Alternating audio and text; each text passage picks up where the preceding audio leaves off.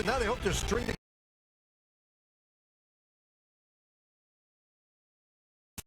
time in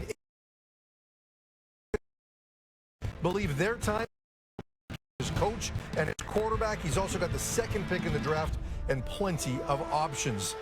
Dave Dickinson missed the playoffs for the first time as a member of the Stampeders. He's now the GM. It caused some soul searching and some roster upheaval. 3 of the first 14 picks should help them add some key reinforcements. As we welcome you inside our TSN studio, along with Dwayne Ford, Marshall Ferguson, Jim Barker, we love this day. We love it so much. This is the only time we work for free. And guys, look, we're excited about this draft class, as you can tell, but it's deep. What defines this group of players?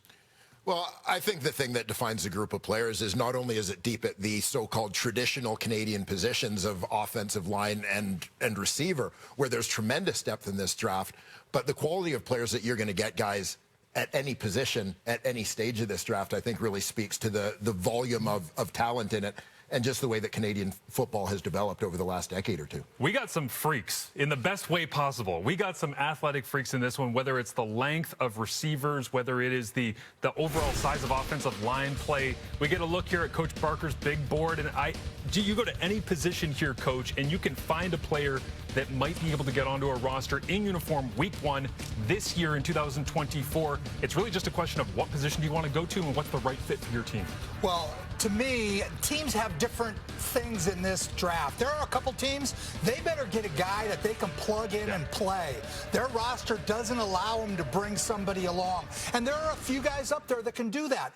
Joel DeBlanco, who I have on the top of the list, he's a guy that I believe you can put, they call him plug and plays in the NFL. We don't get those very often here, where you can just say, this guy's going to be able to step in and play. Well, this guy is pro-ready. He's been to an NFL training camp. He's played in the USFL. He's played at a high level of college football, and he's ready to come to this league, which is kind of exciting. So he's the most pro-ready guy in my 25 years in this league that I've seen come through a draft. Will he be first?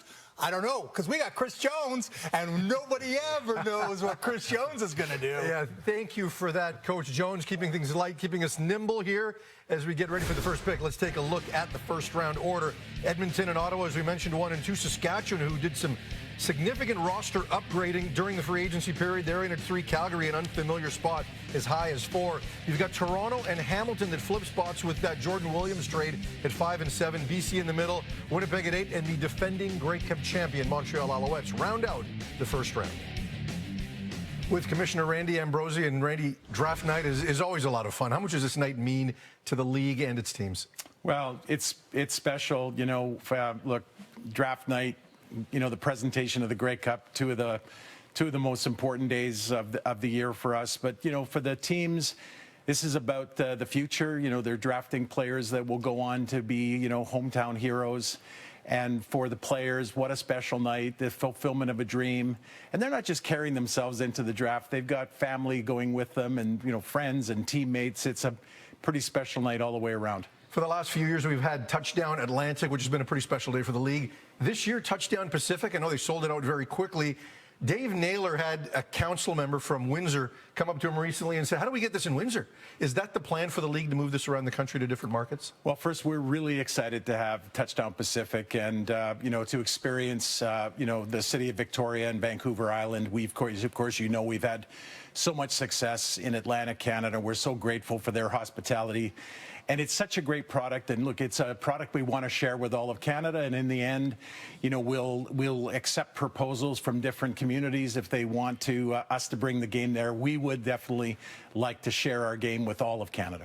On a less enjoyable note, the league recently suspended Sean Lemon for gambling violations, and you've also got Chad Kelly and the Argos dealing with their allegations. Is there any kind of an update you can give us on timelines and potentially bringing this to a conclusion? Yeah, not much to say except that you know, as soon as all of the process is completed, you know, then we'll have something more to say. But for the time being, we just have to let the process work itself through. In the meantime, I'll ask you to open the 2024 CFL Draft.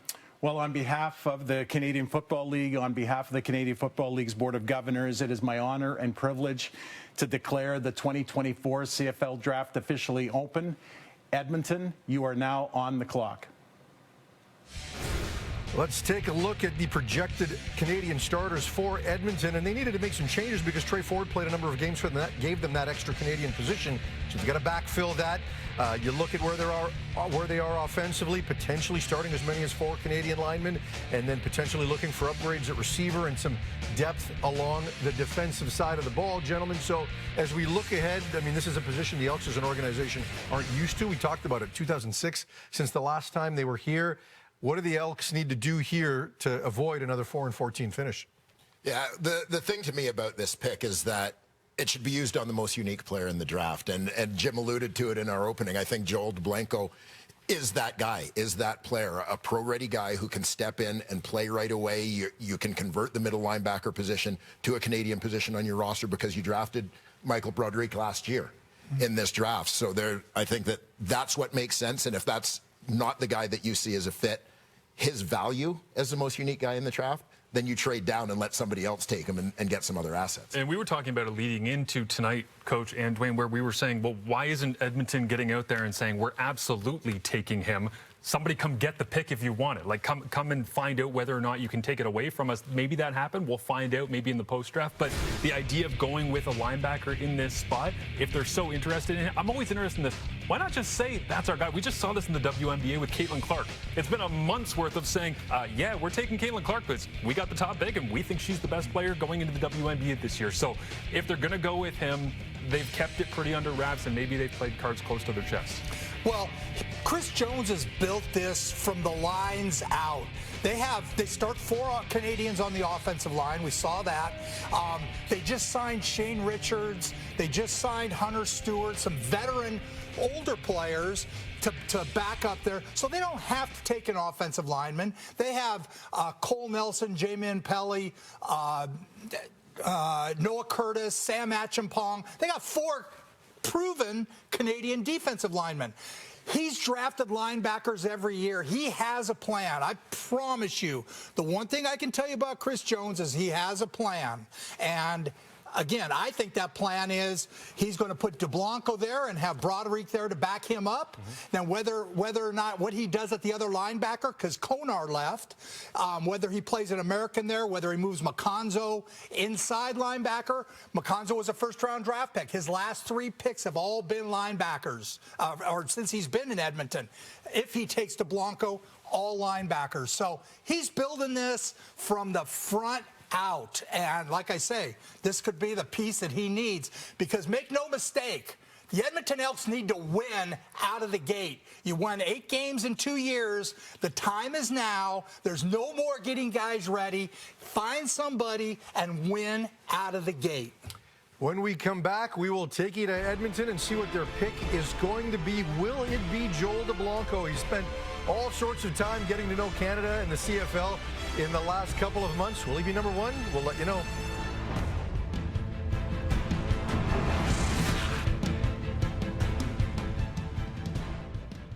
Sometimes a sub comes along and hits just so right.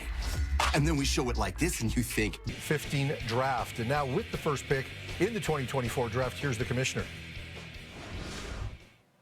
With the first pick in the 2024 CFL Draft, the Edmonton Elks select Joel DeBlanco, linebacker, University of Cincinnati. Ottawa, you are on the clock. Well, to no one's surprise, Joel DeBlanco out of the University of Cincinnati is the #1 overall pick in this draft. As I've referred to him all along, this is the unicorn, one of the most unique players you're going to find coming into the Canadian Football League. Highly productive during his time at the University of Cincinnati, a team captain in his time there at a time where that program was really on the rise. He's been in pro camps, Jim, as you mentioned off the top, NFL, USFL. This is a guy, you're going to hear the Alex Singleton comparisons because of what his resume is, because of what his background is. Not necessarily the same player. This is a real downhill linebacker.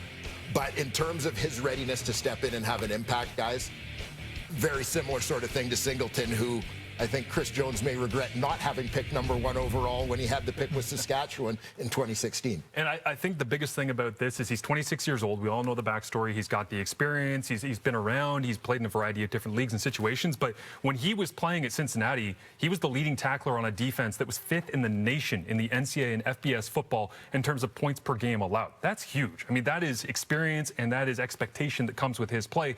He's also, as I say, 26 years old, so he knows what the game is about. And because he's seen so many different levels of defense, he's been coached by people who understand what the game is about from a variety of different perspectives, but they're all defensive guys that have been around him throughout his career.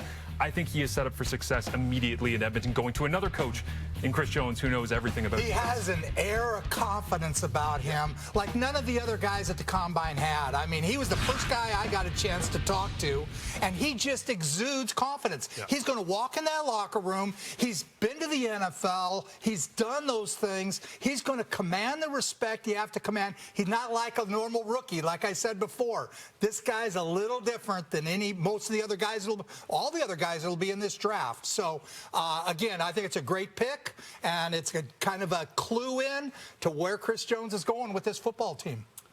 We are hoping to talk to DeBlanco shortly here, as I'm sure there's a lot of celebrations and high fives going on right now in Edmonton, where we know he's already been. Let's take a look at Ottawa. They've got the 2nd pick in the draft, and here are their projected starters. They've got the opportunity to go with 4 starting Canadian offensive linemen. They're going to create a competitive situation around at least 3 of those spots. Then you look at what's happening with them defensively. Cleon Lang, potentially Alonzo Adai, Hal, maybe Keaton Brugling at receiver. Will they potentially look to upgrade there at receiver? So when you look at needs for Ottawa, and they've certainly done a lot of rebuilding on their roster. They got their quarterback. But as far as the Canadians are concerned, what do you like here in the nation's capital? Yeah, the thing that stood out to me when I looked at Ottawa and kind of even running numbers about how Canadians are used in this league, particularly on the successful teams, Ottawa didn't get a lot of production out of their Canadians, whether running the ball or catching the ball. Nate Bahar, who was their top Canadian receiver last season, is no longer there. They don't have a lot of experience there. I like Keaton Brugling, but he's a young guy with just a handful of catches that looks to be 6 catches in 2 years. Yeah, so that would be kind of an odd handful, I guess. But he's a prospect still himself. I think they need to add depth to that receiving group as a priority. Yeah, I agree, because even if you like Keaton Brugling, and I think, we always made the jokes when we were calling games together, Dwayne, about, well, Marco Dubois is getting all these touches all of a sudden because they're trying to find creative ways to move the football to Canadian receivers. But if you are essentially going through Keaton Brugling, you have Daniel Oladejo that's there, you have Daniel Perry, who's a young, talented receiver out of Saskatchewan. That's kind of it at this point. And by losing Nate Bahar, I think you have to start to find more creative ways to create offense through your Canadian receivers. It's just a question for me of what they want. Do you want Kevin Battal, who's going to work probably over to the field side as a slot back, as an interior body, whether it be that 3rd receiver or 2nd receiver? Or, Coach, do you want to go with a bigger body, a 6'6" guy like a Nick Mardner? Well, I want to go with a real big body. I don't want to take a receiver here. I think this draft has enough receivers. When they draft 10th, there's going to be a quality receiver left. I'm going to go, if I'm them, with Opoko.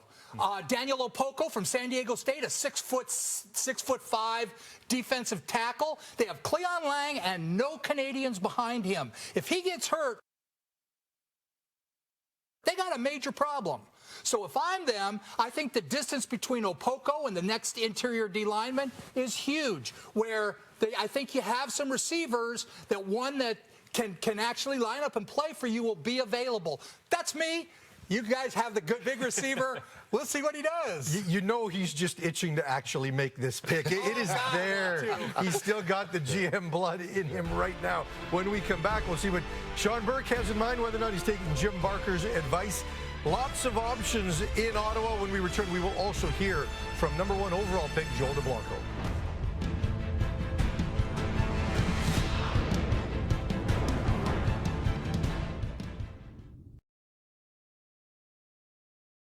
Formula One lives on TSN. Lights out, away we go! With every race all season long. Wow, what great drama, what great entertainment! And with TSN Plus, go that extra mile with onboard cameras, pit lane channel, and more. Boy, is it good here! Formula One at its absolute finest! F1 lives on TSN and TSN Plus. Stream on your favorite devices. And we are now delighted to welcome the #1 overall pick in the CFL Draft, Joel DeBlanco, to the show. And Joel, first of all, congratulations. What does it mean to you to be picked #1 overall? Man, this is a huge blessing. Having family in Edmonton and everything like that, just seeing how God's worked this whole situation to come together, feels like my whole life has led up to this moment, and couldn't be more happy, more blessed. I got a full room of DeBlancos that were supporting me over here, and I'm just so fortunate to be here and feel super blessed. That's fantastic. And I want to ask you about just the organization and what their goals and expectations are for you. Many people believe that you're a plug-and-play guy and you could be a day-one starter for this team. Do you and the coaches feel the same way right now? Seems like that. I mean, I'm going into the camp with the mentality of winning my job. So I'm going to go out there and do my absolute best, do everything I can to help and support the team.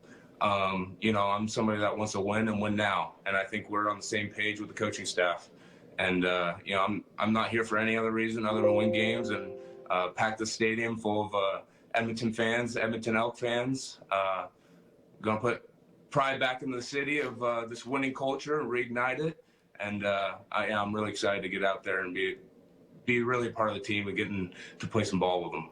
You and I had a chance to meet for the first time a couple of months ago down in the Seattle area at a training facility there where you work out and my son works out. And back then, the one thing that jumped out at me was just like so many other Americans that are Canadians that don't necessarily have a lot of background in the Canadian Football League. What did you learn about the league and the game over the course of the last couple of months? Because you did go to the Combine. You didn't have to compete at it, but you did. So what have you learned? Yeah, I think the biggest thing, you walk out on the field and you get confused because they had soccer lines and some football lines out there. So it's a really big field. And that's something that even when I came back after the Combine, it was a little bit of a funny thing. I'm like, man, I'm in a phone booth over here. And so, the big field game plays way faster. And you got, yard off the ball with the defensive lineman. And so, I think there's a lot of aspects, and you got the waggle and everything. And so I'm excited to learn, CFL ball and everything that has to go with it and embrace it. And I'm a football junkie, so learning it and diving into it is what I'm looking forward to. Joel, thanks so much for this. Again, congratulations, and I'm looking forward to hearing about your family reunions in Edmonton. Thank you so much. It was a pleasure. Thank you for having me. That is Joel DeBlanco, the newest member of the Edmonton Elks. Now let's take a look at the Ottawa Redblacks and their recent draft history. We showed you how Edmonton didn't necessarily go O-line heavy in recent years. The Ottawa Redblacks have done a lot of that, going all the way back to when they re-entered the league in 2013. 8 of 11 first-round picks have been offensive linemen. We'll see where they go. Here's the commissioner with the #2 pick in the draft. With the second pick in the 2024 CFL Draft, the Ottawa Redblacks select Nick Mardner, wide receiver, Auburn. Saskatchewan, you are on the clock. Ottawa electing to stock that receiver room a little bit. Nick Mardner, big target, about 6'5", 6'6", started his college career at Hawaii, had an outstanding run there. He was their leading receiver and elected to take advantage of the transfer portal, moving on to the University of Cincinnati and then finishing up his career at Auburn. Battled injuries a little bit this last year. The numbers weren't that great, but Mardner had a pretty good pro day, and he's a guy, he's gotten stronger over the course of his career. Again, big target, talented guy. I think when you look at Mardner, he's probably the most polished receiver in this draft. That's why Ottawa looks that way, in my opinion, Marsh. Yeah, I made the decision to go with that bigger body that we were talking about in the lead up to this selection. It's just a shade over 6'6", but 208 pounds, like you mentioned, like that's a difference maker right there in terms of the size and the ability to go up and make plays on the football. And coach, 35-inch vert on top of that 6'6" frame. You talk about unicorns all the time, Dwayne, when we're talking about top overall picks. First-round selections, I believe, top down. If you're going to try and fill a void that you need on your team, you got to try and find the player that's the most unique in that spot for your team with your needs. 6'6" with a 35-inch vert, the catch radius that comes with that immediately changes the look and feel of Ottawa's offense from the last couple of years. Well, he's without question on film the most polished receiver in this draft, the most ready to step in at the pro level. at wide receiver. There's some good receivers in this, but he's the most ready. His production at Auburn wasn't what you'd like it to see.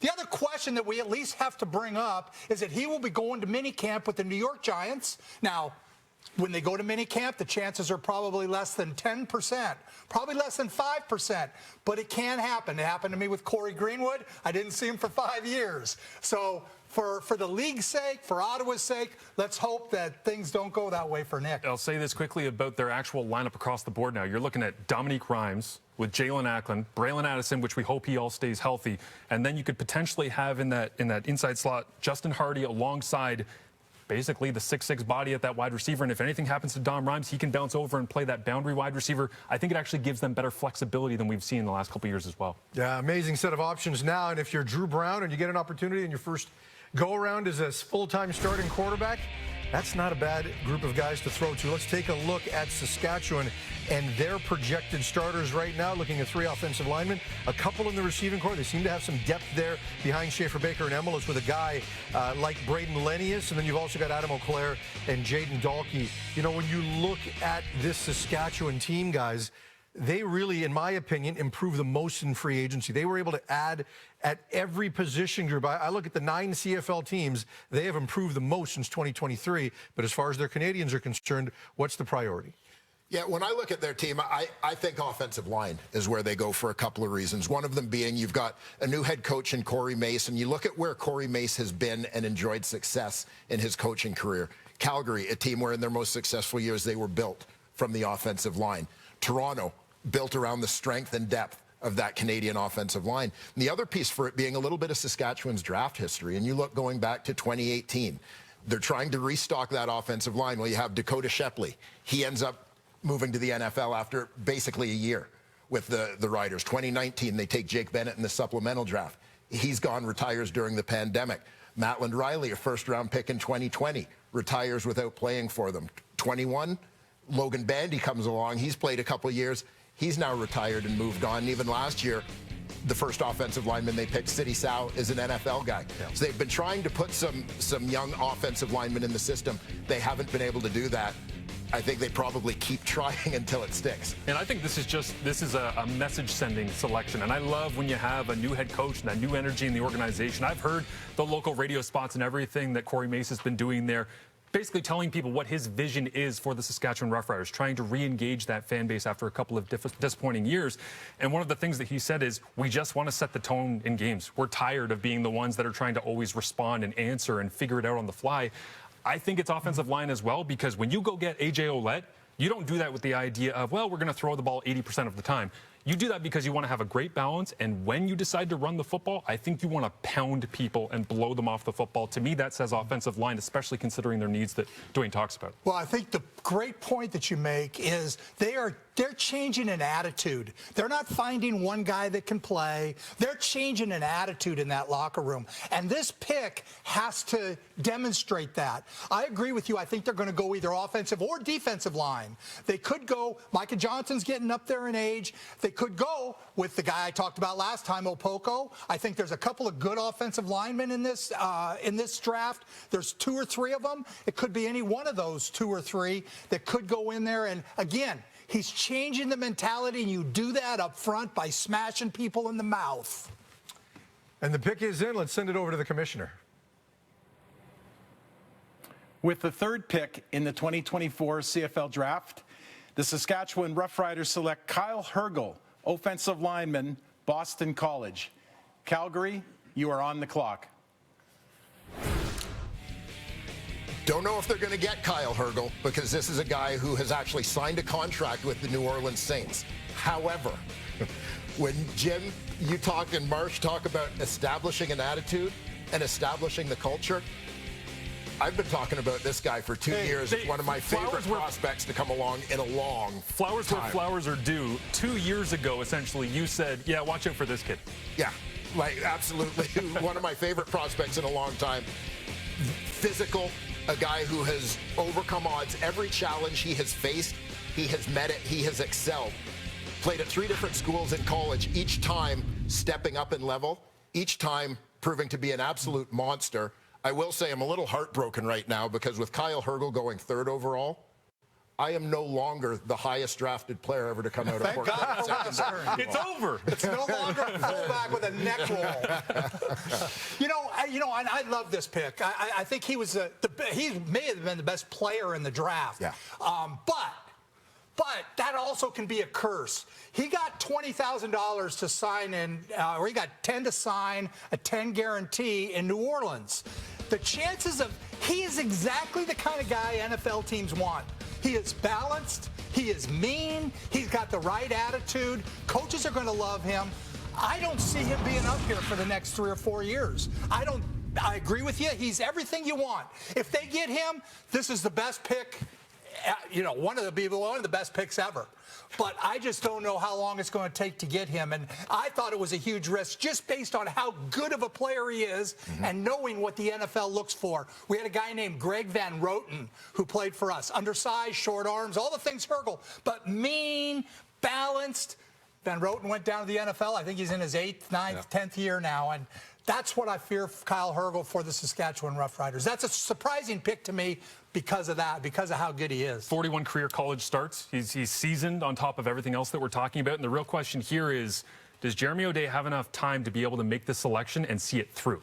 Right? That's the real question that we're getting to, is to be able to know that Jeremy O'Day will be the general manager of the Riders in that spot if and when they get Kyle Hergel up, because there are needs on that offensive line, and that's not going to be filled immediately with Kyle Hergel. Come on, give Corey Mace 3 years, okay? Yeah. Jeremy O'Day, but Corey Mace going to be there 3 years.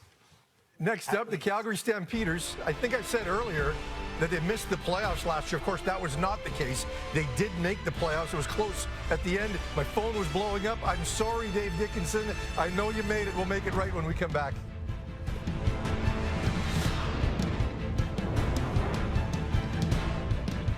Sometimes a sub comes along and hits just so right. And then we show it like this and you think, that can't be $4.99. Guess what? The Subway 6-inch turkey breast sub is only $4.99. Not forever. Offer ends June 23rd. Help you to see you through. Whatever life looks like to you, we're here for it. For life as you know it. Insurance, investments, advice. Canada Life. New Head & Shoulders Bare. Clinically proven dandruff control with just 9 essential ingredients. No sulfates, no silicones, no dyes. Dandruff control. Minimal ingredients. Job done.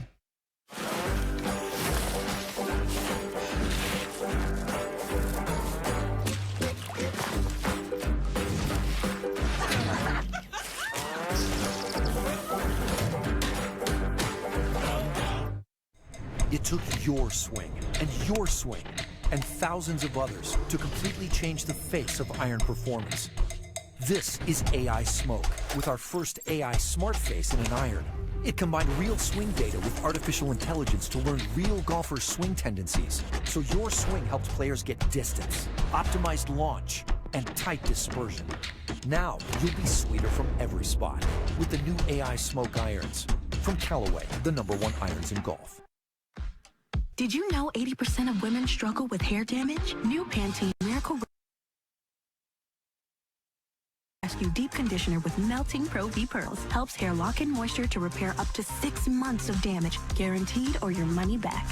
If you know it's Pantene. Leo Vegas Online Casino. Experts in online casino slots. The classics, the exclusives, the big hitters, and more. This is where the Lions play. LeoVegas.com, king of casino. Download the app for free.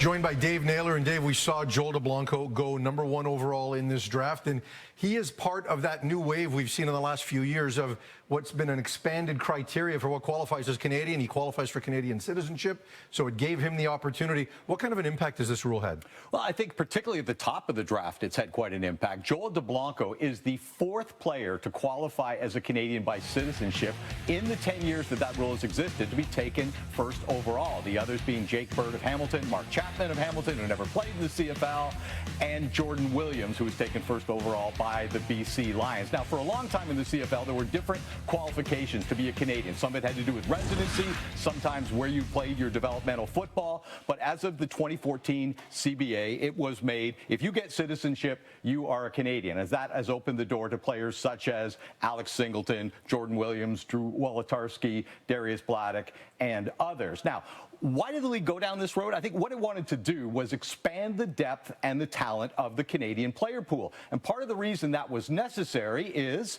well, there were 27 Canadians last year who were active for at least one game in the National Football League. And you go back a generation or so, pretty much every good Canadian player was playing in the Canadian Football League. But of course, with scouting expanded, training, access for opportunities in the NCAA, we see more and more Canadians going to the NFL. And by expanding the player pool, there are 5 of them in this year's draft, Joel DeBlanco being, of course, one.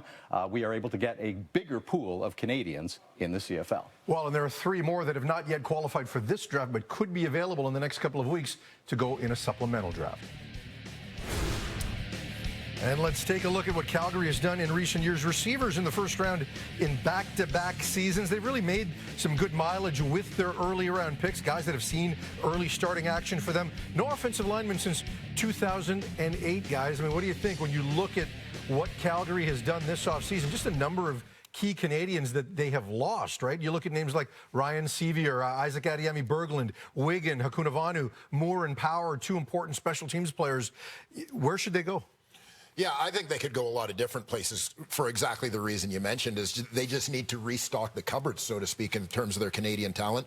But I look especially at the defensive line, where they had 2 pretty key guys in Derek Wigan and Isaac Adiemi Berglund, guys who played a lot of snaps for them, move on. The only Canadian defensive lineman they have who has played meaningful snaps remaining is TJ Ram, a young guy. So I think an opportunity to add some depth at that spot, if you think it's a fit at 4, is what makes sense to me. I look at offensive line in this spot because I think when that Calgary Stampeders offense is churning out yardage on the ground, it's behind a really solid offensive line. And right now, it's not the most solid thing in the world. You got your American tackles there on your inside. Sean McEwen's still a very good player. Zach Williams, that left guard. Sevier being gone in free agency from that right guard spot. I think that opens the door. They'd like to solidify that. You might get a Bryce Bell to fill in there. A couple of other names that could potentially be in that spot. But I think that you'd likely go offensive line here. Try and shore that up. Protect Jake Mayer. Give him some time to get the ball down the field. Well, I think they need a defensive player. They lost their defensive lineman when like you mentioned. They've got Cam Judge. They signed Micah Tights. They bring Konar in, so they've got some linebackers in the secondary. Nick Stats is about the only guy who's played a lot for them. You could see them if they want to change the rate. It depends on where they want to play that second Canadian on defense, if that's what they're going to do. Whether they go defensive front, which would allow them to do that, or in the secondary. But again, offensive line, another need. But remember, Calgary has 2 picks in the second round, and there's a lot of guys going to drop down when they get those 2 picks that they can fill a couple of spots. All right, let's send it over to the commissioner with the Stampeders' second pick, or first pick. With the 4th pick in the 2024 CFL Draft, the Calgary Stampeders select Benjamin LaBrosse, defensive back, McGill. Toronto, you're on the clock. Ben LaBrosse, absolutely one of the stars and biggest risers coming out of this year's National Combine. This is one of the most athletic guys in this draft class, and really coming out of high school, coming out of the CEGEP system in Quebec, one of the most heralded guys in this draft. He was a 2nd-ranked player coming out of CEGEP going back to 2020. Went to Syracuse, where he played as a true freshman.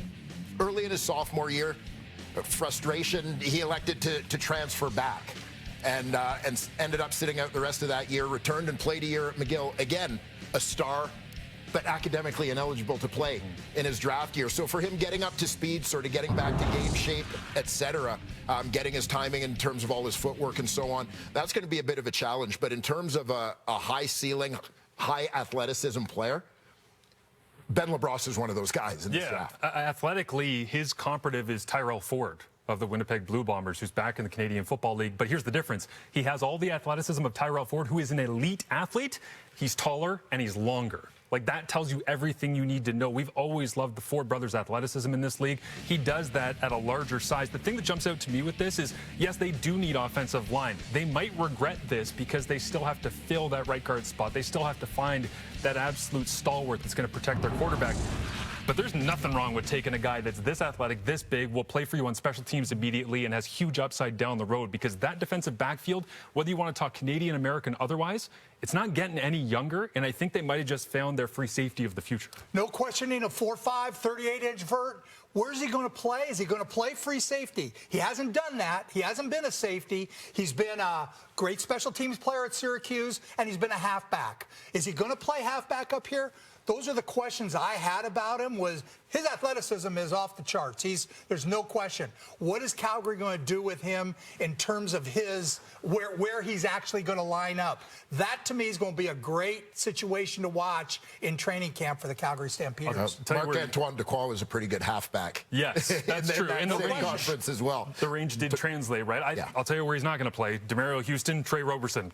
Corner, out of the question. Yeah, no, you're right. And truly for him, I got the sense at the Combine when speaking to him, he wasn't necessarily dying to play safety. He felt he was athletic enough. He felt his technique was underrated. But I think his hope is to potentially be at a halfback or a corner spot. Let's take a look at the Argos, who are up next, and what their projected starters look like. And when you look at those three linemen in Hunter, Nicastro, and Sirocco, a very good group. Royce Mechie has good range at safety. They've got some receiver depth with Unger and Brissett. And when you look at what this organization did a year ago, and Jim, you were part of the organization not that long ago, they have really improved their Canadian content, and that allows them to take the best player available and not be forced to draft for need. Yeah, they're going to take a player. I mean, they don't need. There's nothing they need. There's no. They have depth in the offensive line. I think what they're going to do is go receiver. They lost Curly Gittens Jr. In the trade for Serezna. So they short up their defensive line with another American. So I don't see them going that direction. I see them taking a guy like Kevin Mattel. I think that's a logical pick for the Argonauts here. But I'm going to throw a name out there, Malik Straker. He's from Arkansas State. He's a guy he reminds me of a Darius Pickett when you watch him on film. Now, they lost to Darius Pickett. They haven't replaced him. They have Tunde Adeleke. They could play Tunde Adeleke and Mechie and Straker as like two positions, three players. Plus, he's a great special teams player. Didn't run as great as he could at his pro day, but you never know when they do a pro day at Arkansas State what causes that. But that's just a name that's out there. I would be shocked if this is not Kevin Mattel. I really would. And the reason I say that is, yes, Curly Gittens Jr. moves on in the trade. You have Jared Wendy drafted. He's in Houston still right now. They just made the move to go and get Stephon Diggs out of Buffalo. They've already got a bunch of other young, talented receivers. It feels like he might get squeezed out of that spot. Maybe Toronto ends up replacing Curly Gittens Jr., not with Tommy Neal, but with Jared Wayne alongside Kevin Mattel. He gives them flexibility on the inside, and he's not Anthony Coombs, who I know you were involved with his draft selection in Toronto, but it has that kind of vibe. But he would give them some incredible flexibility in that offense, and he just falls to them at fifth because there were other positional needs for the teams that were in the top four. If I'm Toronto, I'm laughing and I'm taking Mattel right now. There you go. When we come back, we will figure out who Toronto's going to take with that pick. It is Ryan Dinwiddie and a number of others. The team had the best regular season in the CFL last year. We'll see what the priorities are when we come back. It's 2024 CFL Draft.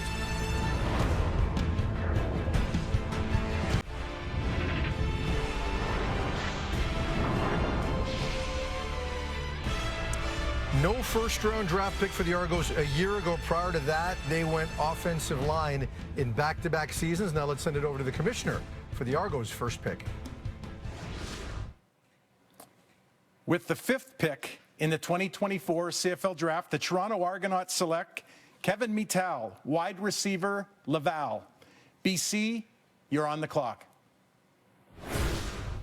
Well, you called it, Marsh. Kevin Mattel out of Laval, the 2022 Heck Crichton Trophy winner, is the top player in Canadian university football, goes to the Toronto Argonauts.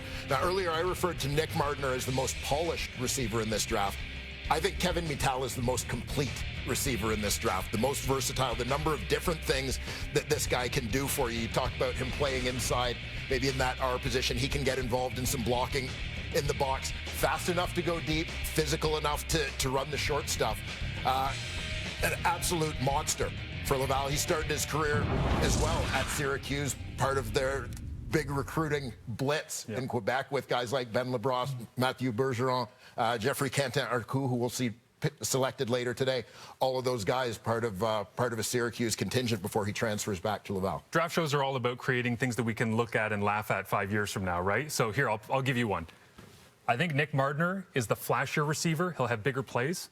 I think Kevin Mittal ends up having the better career in the Canadian Football League. I really do. I think he's going to have more longevity. I think the skill set of a Nick Mardner, it's flashier, bigger, more downfield. This is more sustainable, and especially in a place like Toronto, to start your career and not be forced into action and do things that are uncomfortable. You and I were joking when we were doing the CFL Combine broadcast this year. He caught a ball to the flats, and I went, and there's something he's going to be doing very successfully for the next 5 years, wherever he decides to go. This guy had 35 touchdowns in CEGEP in his career. Like, 2,400 yards. He was a big-time player from CEGEP through the University de Laval and now into the pros. He plays a lot like Nick Dembski, which we talked about at the Combine. Yep. And then he ran exactly what Nick Dembski ran at the Combine, 4.58.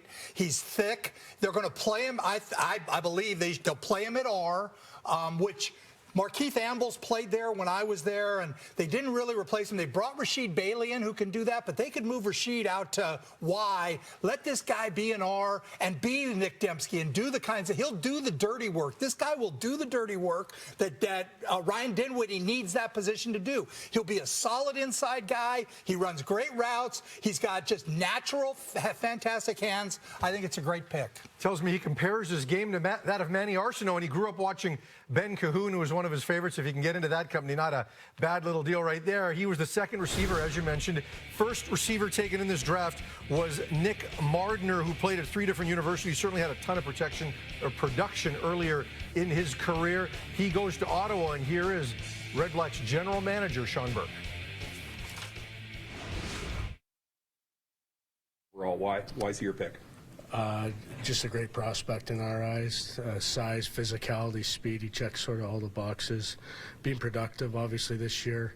Had a little bit of injury concerns at Auburn and just never hit his stride.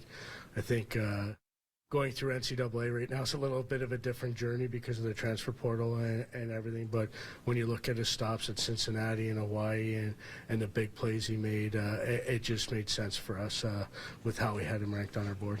Is Canadian receiver identified as a need? Well, you always balance your board with your needs, right? And when they match up together, it's a great opportunity. So, we know that we're giving some young guys an opportunity at receiver this year. It's not a slight to Keaton or Daniel at all, or Daniel Perry coming in. But when you can get this type of playmaker with a draft pick, that's what you ultimately want to do, is bring in a guy that brings in something different. That could be special in this league, and it starts with getting him here first. We realize he's going to mini camp. We obviously know that there could be an opportunity for him if he's ultimately successful, but we felt the risk reward factor there was something we couldn't pass. All right, let's get to the 6th pick, which belongs to the BC Lions. Here's a look at their projected starters, including 3 along the offensive line. Could there be some potential upgrades there? You're looking at a team that's now going to start 2 Canadian receivers, whereas last year, McInnes was kind of that super sub. Whenever a guy got hurt, he could just plug and play. Haladic and Green, with a guy like Bola Combo waiting there, they could potentially go to 3 defensive starters if they want. So when you look at the Lions and what their needs are, and we still have these defensive linemen that are still available right now, Dwayne, what are you thinking? Yeah, I think they look on the offensive side of the ball when I look at their Canadian roster as currently constructed. They're so strong on defense, even losing Matthew Betts, Canadian defensive lineman, defensive end, set a record last year for sacks by a Canadian with 18. Most outstanding defensive player in the league, but the fact is they're still very deep on defense. People forget David Menard before going to BC.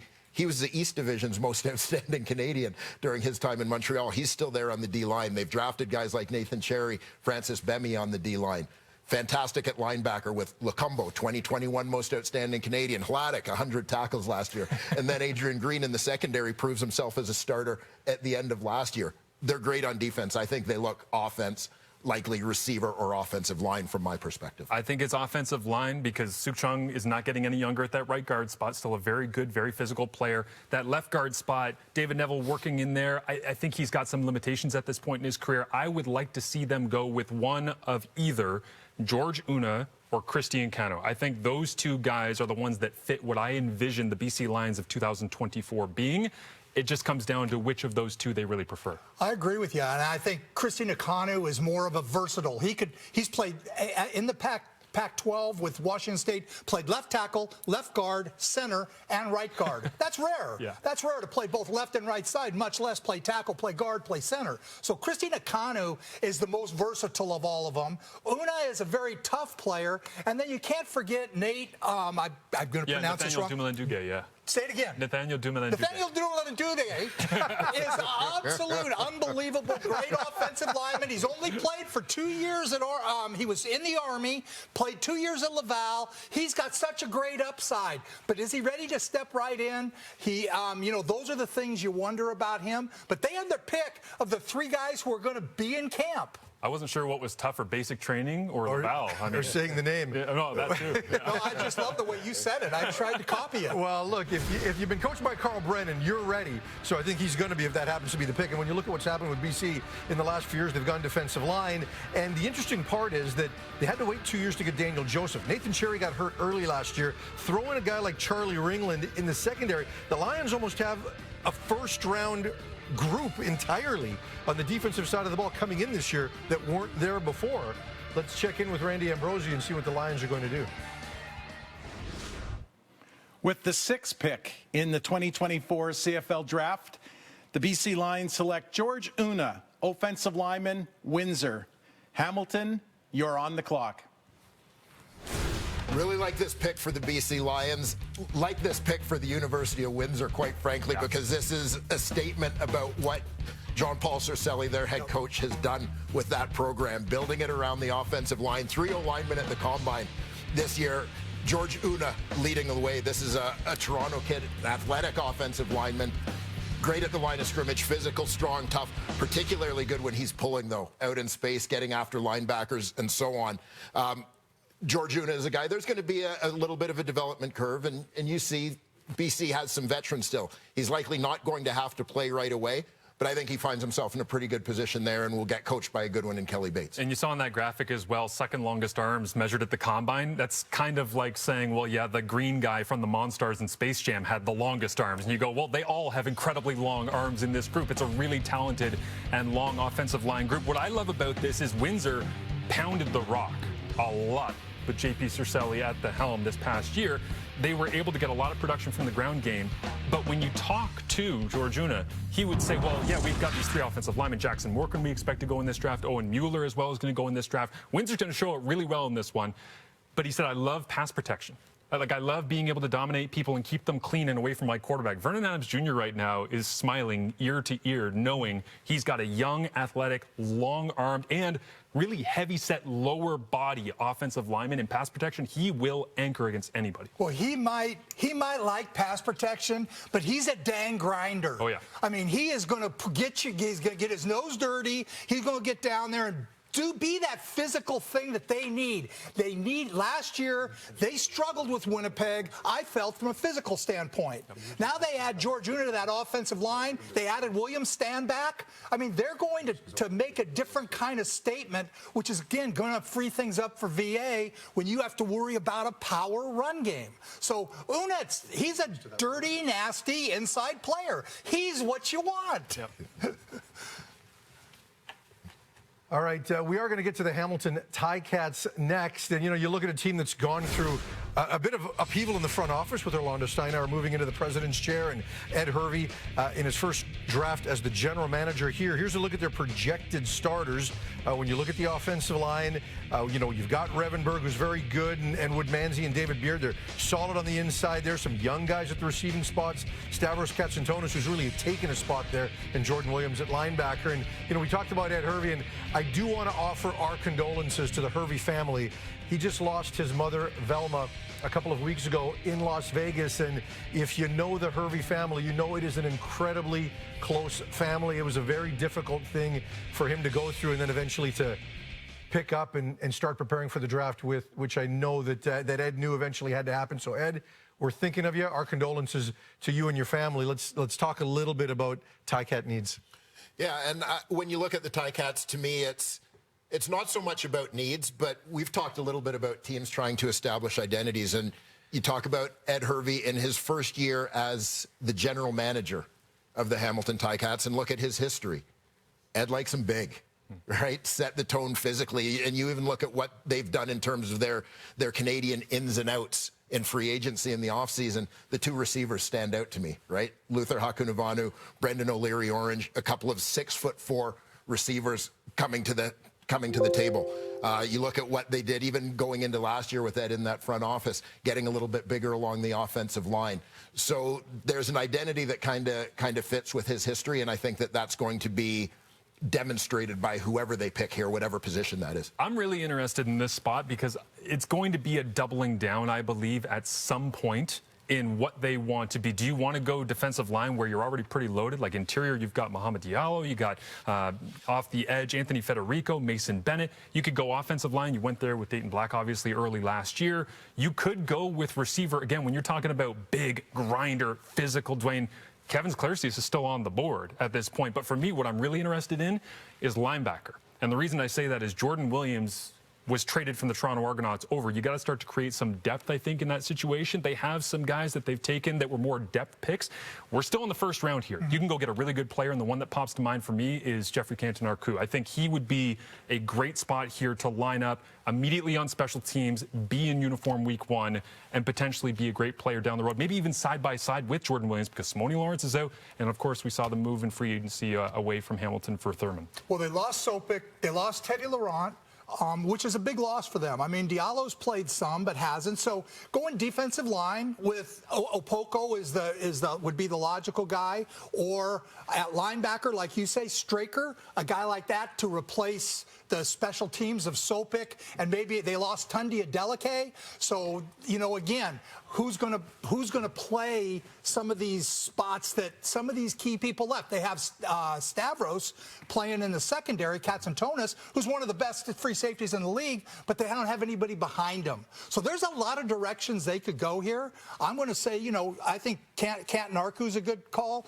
I'm going to say Straker, and we'll see what happens.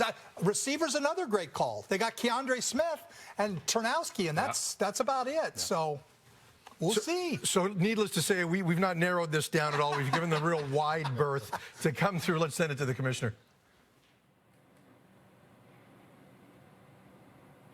With the 7th pick in the 2024 CFL Draft, the Hamilton Tiger Cats select Nathaniel Dumoulin-Duguay, offensive lineman, Laval. Winnipeg, you're on the clock. Well, this is a guy that we've talked about already in this show, Nathaniel Dumoulin-Duguay out of Université Laval. What has been an offensive line factory historically. A lot of teams have shied away in recent years after a lot of Laval offensive linemen going early, 2014, 2015, 2016. I think they had about 6 guys go in the top 10 picks over the course of those years. Dumoulin-Duguay has really played the last 2 years. Not a lot of miles on him necessarily, but you know he's been well coached. Carl Brennan, well known in CFL circles and U Sport circles as an offensive line coach. He's developed so many great guys at that position. Dumoulin-Duguay, the latest among that group, relatively athletic offensive lineman, a guy, again, who came into the National Combine with high expectations, and I think really lived up to them. And the one that really pained me trying to find a comparison here for him was that height to weight ratio, the slightly undersized offensive lineman who's got, you know, lower in the percentiles of weight, and he's already kind of down in this, but he's got really good athleticism. He runs well, he moves well. And what I ended up coming up with, the very closest I could get, was Mark Cordy, right, which is the 4th overall pick of the Ottawa Redblacks back in 2018. Mark has been a very good CFL player, and I think if you are the Hamilton Tiger Cats and you end up having him, Dumoulin-Duguay, turn into that type of player, you'd be very happy because he gives you that ability to move on the inside. And I'm flashing back right now thinking about drafts past of having Peter Diakowski, who is aging, and they draft Brandon Revenberg, and immediately the whole game plan just changes for the Hamilton Tiger Cats because they can get the ball in space on those quick screens with linemen pulling and flying out. Well, this for sure was a case of taking the best player on their board. You know, they have Revenberg, they have Beard, they have Woodmansey. They're solid inside. This kid's going to come in and learn. Again, his English is good. I gave him I gave him the test that we give to the guys from Laval, and you're right, Carl Brennan is the best, and he coaches those guys in English. So he's going to be fine there, but he's got to learn to play. He only played football for 2 years, and he's got a lot of things to learn in terms of how you pick things up and do that. What a great spot for him. He's got Mike Gibson there, and he'll be able to come along brand new with Scott Mlanovich now as the head coach. They're going to run the ball and be physical, and this gives them depth there. This, again, was a bit of a surprise because they have so many other needs. They lost so many guys on defense, but obviously this was an interesting but a very good pick. And that takes us now to the two teams that were in the Grey Cup game. The Winnipeg Blue Bombers have been there for 4 consecutive seasons. These guys know how to do draft. The most consistent team in the league. We'll see where they go when we come back.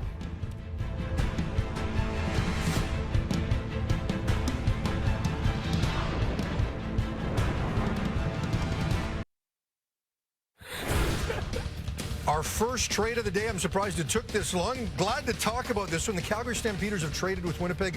The Stamps move up. They will make their second pick of the first round, 8th overall coming up next. They also acquired the 28th pick, that being in the 3rd round from Winnipeg, in exchange for those 2 back-to-back Calgary picks at 13 and 14. Value for both of these guys, and you know that Calgary's going to be aggressive. Dave Dickinson wearing that general manager hat. There's obviously somebody they have targeted at 8 that they don't believe is going to be available at 13. Who is that guy, Dwayne Ford? Well, we've been talking here a little bit during the break as we heard about the trade, trying to figure out what's going on. You got to think it might be offensive line, Jim. You're calling a name. Yeah, well, I think it's going to come down to Christine Nakanu from Washington State. I think he gives them a lot of flexibility. Dave Dickinson played quarterback for us in Calgary and left with concussion. I guarantee he wants to protect his quarterbacks and give them that ability also to, and the thing about Nakanu, he reminds me a little bit of Wayne Smith, a little bit of Uzuma Okeke. They're built the same way. They have a good punch, but he blocks with his feet, and that's what allows him to play tackle. When I saw him playing left tackle in the Pac-12, I was shocked, and he did a great job, and I think it's if that's who they take, I think that's why they made the trade. As soon as Hamilton surprised by taking Nate, now it all of a sudden. I'm not even going to try his last name. Yeah. No, I think the interesting part of this for me, aside from laughing coming out of break because I saw the smile that washed across Jim Barker's face trying to figure out who Calgary was trying to move up to go and get, is the draft capital of having Calgary in that 13-14 spot has allowed them to jump forward to make this move to go get a player that they want. They can't do that if they don't have those 2 second-round picks. I think that's a huge move for them. They're willing to give up draft capital in a really good second round because they believe they might be able to get a quality player at 28, but they need to get to 8 because there's not that many quality offensive linemen left. Stamps, meanwhile, didn't waste a lot of time. Here's the commissioner with their pick. With the 8th pick in the 2024 CFL Draft, the Calgary Stampeders select Christy Nkanu, offensive lineman, Washington State. Montreal, you're on the clock. Do we owe you dinner, Jim? Christian Nkanu out of Washington State. This is a guy who spent the first part of his career at Southern Utah, transfers to play at a bigger school, and again, excelled. A guy who stepped up to the level of competition, playing the tackle spot. And you look at him, not your traditional tackle body type, as he's a shorter offensive lineman, not that tall, but long arms, and as you alluded to, great feet. This was the thing that stood out to me about him at the Combine, was the quickness of his feet as a 300-pounder. Neat athletic background, a guy who found the game of football after being a water polo player, of all things. Again, solid offensive line pick and a guy who is going to allow some versatility. If he doesn't play right away, is going to be able to back up at a number of different spots on the O-line. One of my favorite things to do at a CFL Combine is wander down to a positional group with Dwayne Ford and watch the individual drills that are going on. And I remember back in 2017 at the Combine that was being held in Regina, Darius Bledek was somebody who basically got beaten a one-on-one, lost his mind, freaked out, jumped up and screamed, "Get back here, let's go again, I need another rep." It's that type of mean streak that you don't often see in a Combine setting. When we wandered down to the offensive line group this year, we saw Christine Canu in a drill where they were pulling and trying to basically blow out the defensive end. We saw him obliterate his fellow offensive linemen because they were holding the bag, and it was popping audibly differently than most of the other offensive linemen at the Combine. So, yeah, he has that mean streak. He's going to give them that length on the inside for Calgary that I think is exactly what we were talking about before the Benjamin LaBrosse pick was made at 4th overall. We thought they would be able to go and get somebody like this. They didn't. They opted for LaBrosse, and that meant they had to trade away 13-14 to go up and get Christine Cannon. See, and I really credit Dave Dickinson for this. He knew, okay, there's 2 offensive linemen left that we want. And if one of them happens to go to Hamilton, we got to make this trade or find a way. And we got that, like you said, we've got those 2 picks in the 2nd round. We'll trade them for this. And boom, he took care of problems and needs. Not necessarily best guy on the board, but they were able to get a guy that they needed to have. So kudos, because it's not easy. Pick that phone up and say, hey, I'm going to trade you this, and you know you were. It's kudos to Dave for that. Yeah, the thing I kind of like from a Calgary perspective when you look at this along the very same lines, first of all, you came into the draft with 2 second-round picks. You left with 2 first-round picks. Yeah. So there's a win. And it's based on kind of looking and doing the math of where that drop-off occurs, right? The drop-off between what you're going to get at 8 and what you're going to get at 13 is bigger than the drop-off of what you're going to get at 14 versus what you're going to get at 28. Even though the numbers seem bigger, the talent stays closer to the same. It's a good move. Throughout his collegiate career, Christian Akanu had 722 pass attempts, according to Pro Football Focus. Gave up just 21 pressures and 1 sack. Those are pretty good numbers. Now let's check in with the defending Grey Cup champions and see what their starting lineup could potentially look like as far as the Canadians go. That's a solid group of Canadians in the interior of that offensive line. Tyson Philpott, we saw what he did in the Grey Cup. He and Keon Julian Grant, if these guys can stay healthy, some massive production potential there. Marc-Antoine Duquois, again, in the East Final.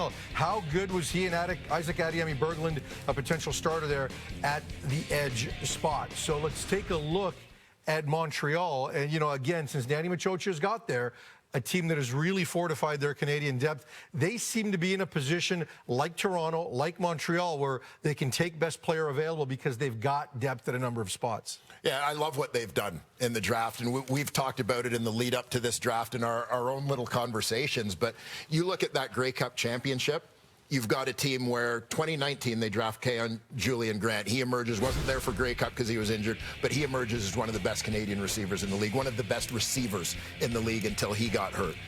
In subsequent drafts, you've got Marc-Antoine Duquois, absolute stud. Pierre-Olivier Lestage, absolute stud. Tyson Philpott, well, he's the East Division Rookie of the Year his first year, scores the winning touchdown in the Grey Cup the next year. BC boy. Last year, Lual Uguak, who people talk a lot about adding Sean Lemon and Darnell Sankey to that starting lineup, to that defense partway through the season, kick-starting that Montreal team. Lual Uguak moved into the starting lineup at the same time, and he was impactful. That's 5 guys coming out of the last number of drafts for them that are the reason, a big part of the reason why they won the Grey Cup.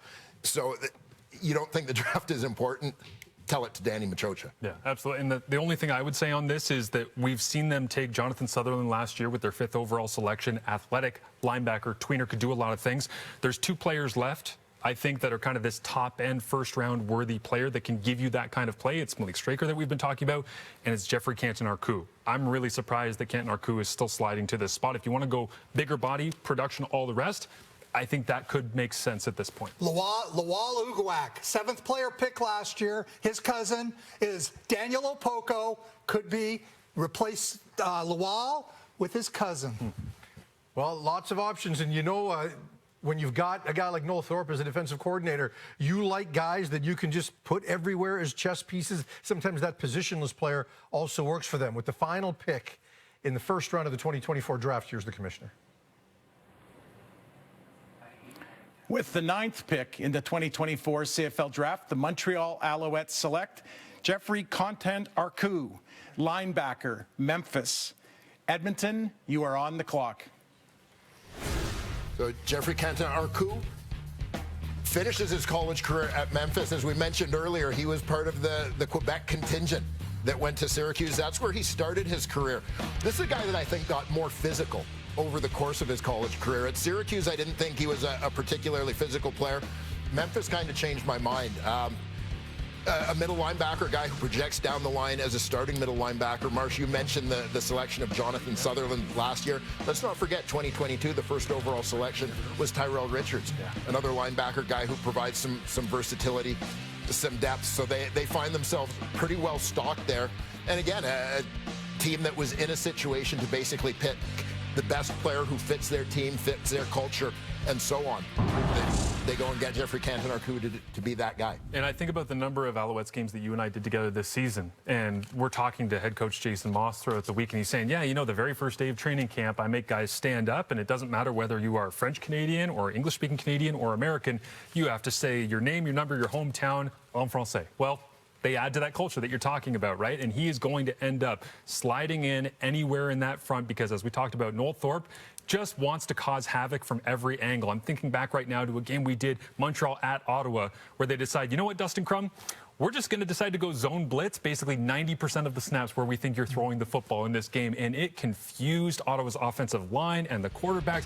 This is another piece to that puzzle. This gives them the flexibility and it gives them athleticism because Content-Arcu is a really, really long guy in the 91st percentile when it comes to length. And his overall testing ability at 6'3", 230 pounds, he's going to play on special teams immediately, Coach. Yeah, his athleticism, I think he's a true Mike backer. I think he's a tackle-to-tackle, downhill linebacker, and he's good at it. There's no question about that.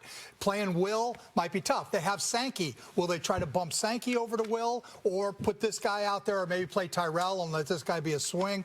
I don't know. They'll play 4 linebackers, and who knows? They could do that. They could do that. But this guy's a good football player. He's a good football player. I'm a little surprised just because, you know, he ran 4.9 at his pro day, but again, it was at Memphis. They probably have a turf field where Arkansas State may have weeds. So, you know, you don't like to take a lot into that. The Red Wolves' bright red field is well known, Jim. So anyway, you know, Content-Arcu's a solid pick. We had him going in the first round on all of our mock drafts. We had him going in the first round, like you said. He was taken in the first round. So. Our order got moved around a little bit, but... And shout out to the Central Scouting Bureau because he was ranked number 9 overall. Pinpoint, number 9 overall. And he's got the minicamp invite with the Miami Dolphins. And then after that, if not, the Quebec boy gets to come home. Let's take a look at the first round and recap it. It is a round that has been bookended by linebackers at 1 and 9. In between, we've got 3 offensive linemen and 3 wide receivers that get selected along with 1 defensive back. No defensive linemen at all have been selected despite a couple of good ones and 1 trade. And with the man who made that trade, Dave Dickinson, here he is with our Salim Balji.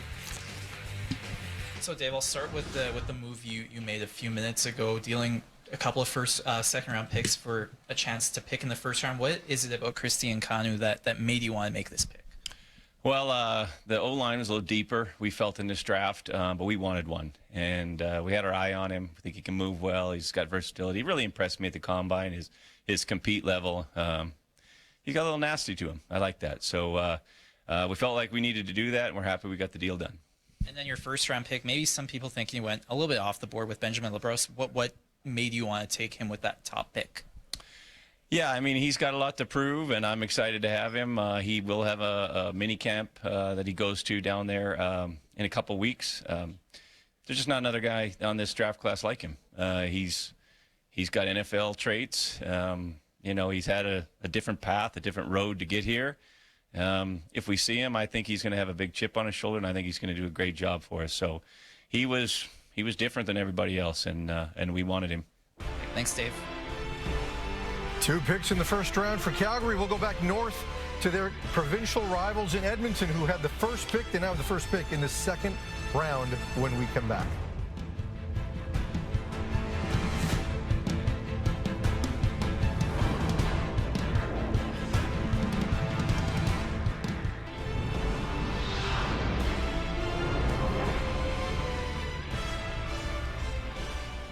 We're telling you about the next wave of CFL players in 5 or 6 years. I would imagine some of these names will be part of the conversation. It's the CFC Prospects game. It takes place on May the 31st in Ottawa. All 4 of these young men are going to be playing in it.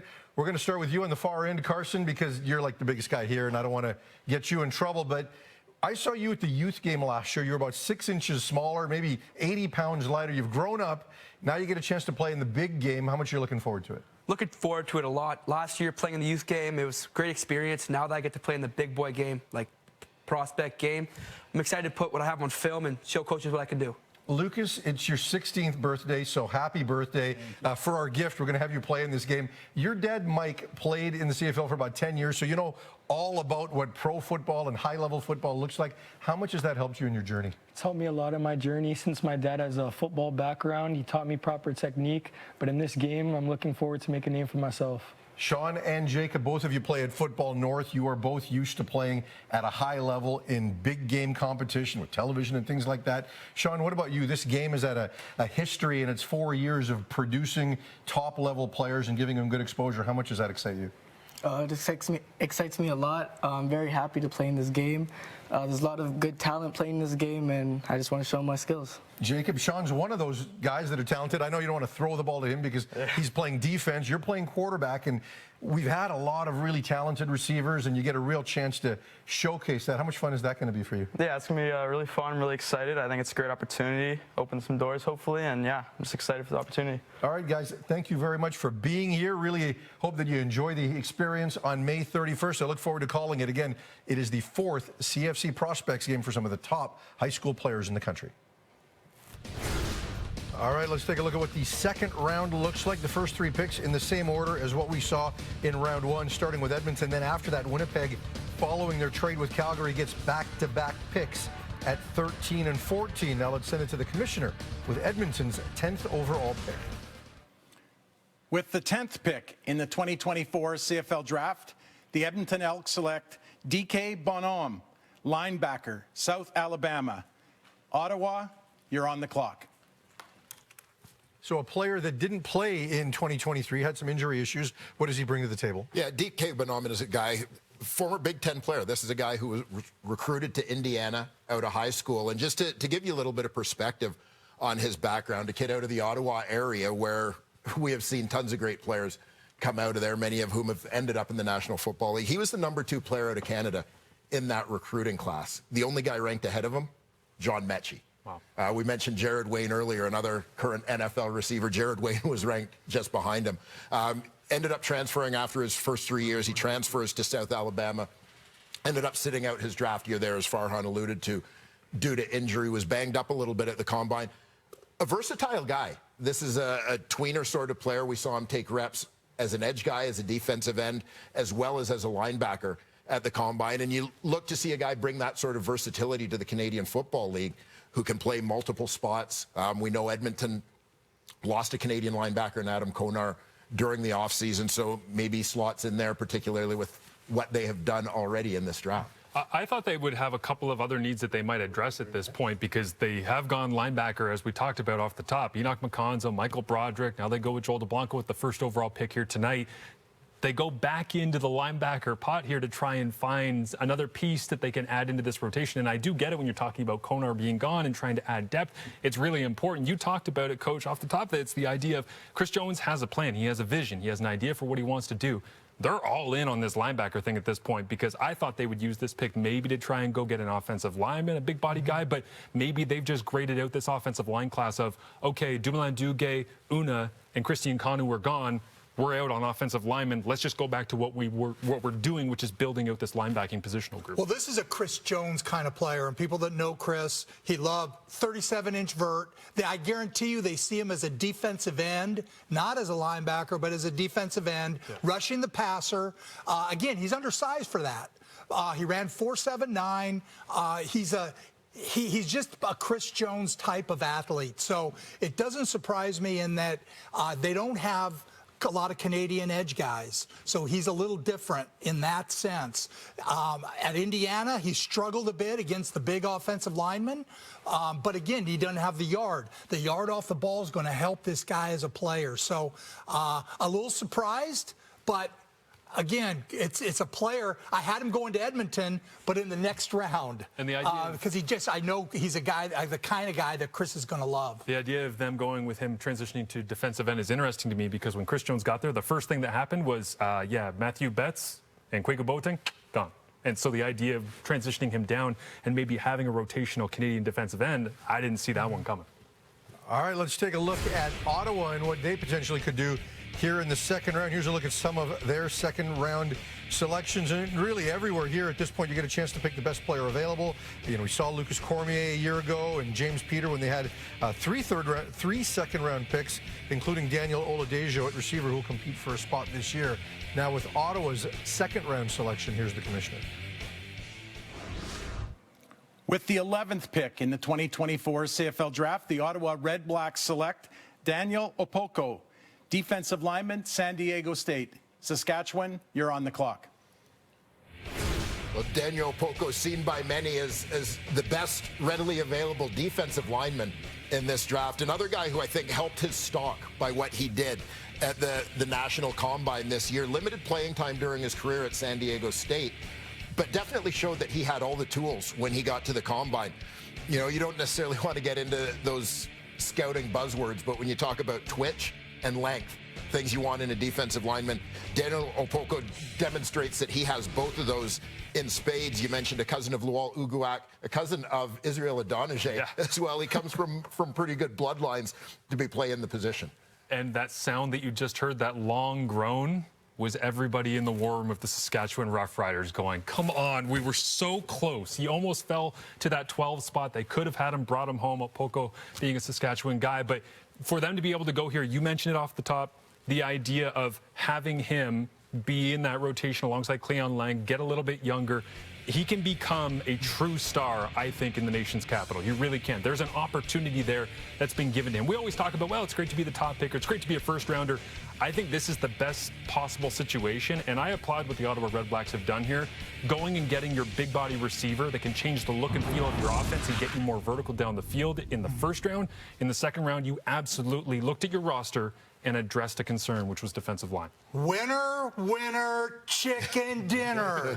They are celebrating in Ottawa. I guarantee you, this pick for them, I came out, I said I'd have taken Opoko with the second pick because I could have got a receiver at this spot. Okay, which probably is true. But they go out and take the best receiver, and then Opoko falls to this spot, who I feel is the best defensive interior lineman. First one taken. So it's a great day in the Red Black room. Congratulations to that group because you had a tough decision and they did a great job on that. Yeah, no doubt. From my perspective, I thought D-line was their number one need, and you wind up getting the top defensive lineman here in the second round. Let's go to Saskatchewan now, and as Marsh mentioned, kind of the jaw was on the floor. Now Corey Mace is going to pick it up, and they're going to pivot. Still plenty of good options that are out there. If they want a defensive lineman, Brubaker is still on the board. He is exceptional. We'll see what Saskatchewan does when we come back.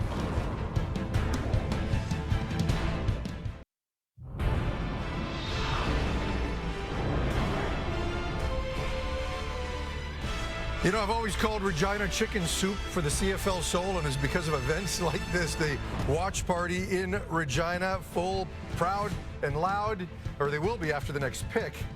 Now, they're probably pretty excited when they heard about this pick, Kyle Hergel, who got taken with the third pick in the draft going to Saskatchewan. Kyle, congratulations on, at some point, maybe, you never know, being a Rider. Yeah, it's awesome. I'm really excited and fired up for it. Yeah, tell me about what went through your mind when you found out Saskatchewan had selected you. I mean, you know what a big thing the CFL is in that province. Best fans in the league. That's what I thought right in my head, right then and there. Okay, well, best fans in the league. I want to ask you, who's the best alum of Port Credit Secondary School? Because I have one on my left. It insists. That guy right there. Dwayne Ford insists. How much did he inspire you to do what you're doing now? Oh, he's the man. I always see him around town, too, in Port Credit. It was awesome. Yeah, he always says, you one day see me up here, so it's pretty cool. Well, Dwayne carries a bag of meat with him regularly, so I'm sure that helps you put on weight and be a strong offensive lineman. But, yeah. You obviously were a CFL fan growing up. What's it mean to you to just be drafted at all and potentially have that opportunity down the road? Yeah, it's huge.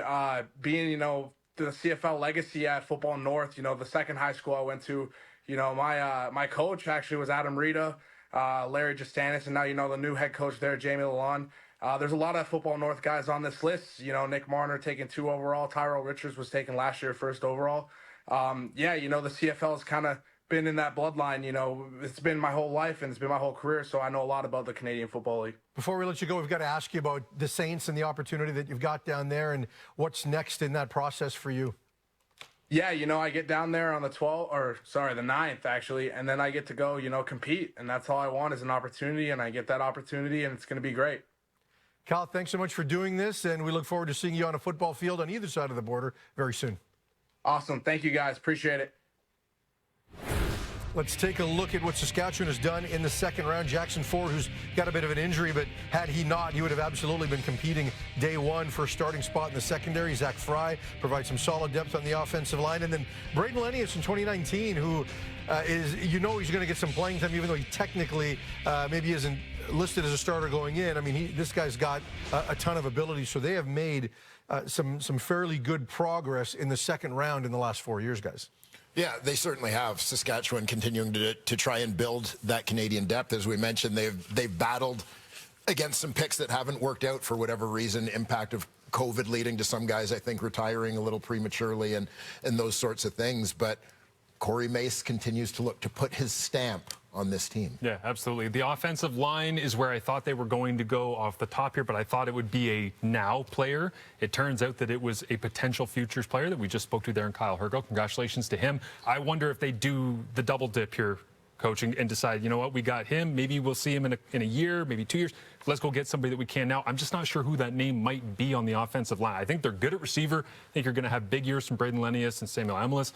Outside of that, I mean, I'm a little bit lost on this one. Well, when you look at the group of offensive linemen, I think there's not a huge differentiator. There's not that guy that you say, this is the guy I want. Again, every pick they make, it's so hard to figure because it's all about the character he's building in that locker room.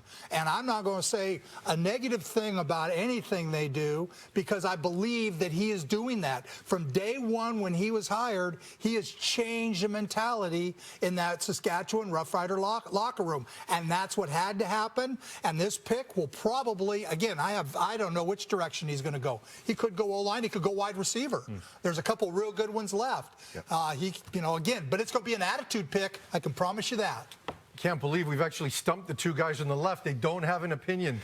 Going into this, you're doing something right in Saskatchewan. If this is still a surprise, let's check in with the commissioner with the Riders' second-round pick. With the 12th pick in the 2024 CFL Draft, the Saskatchewan Roughriders select Nick Wiebe, linebacker, Saskatchewan. Winnipeg, you're on the clock.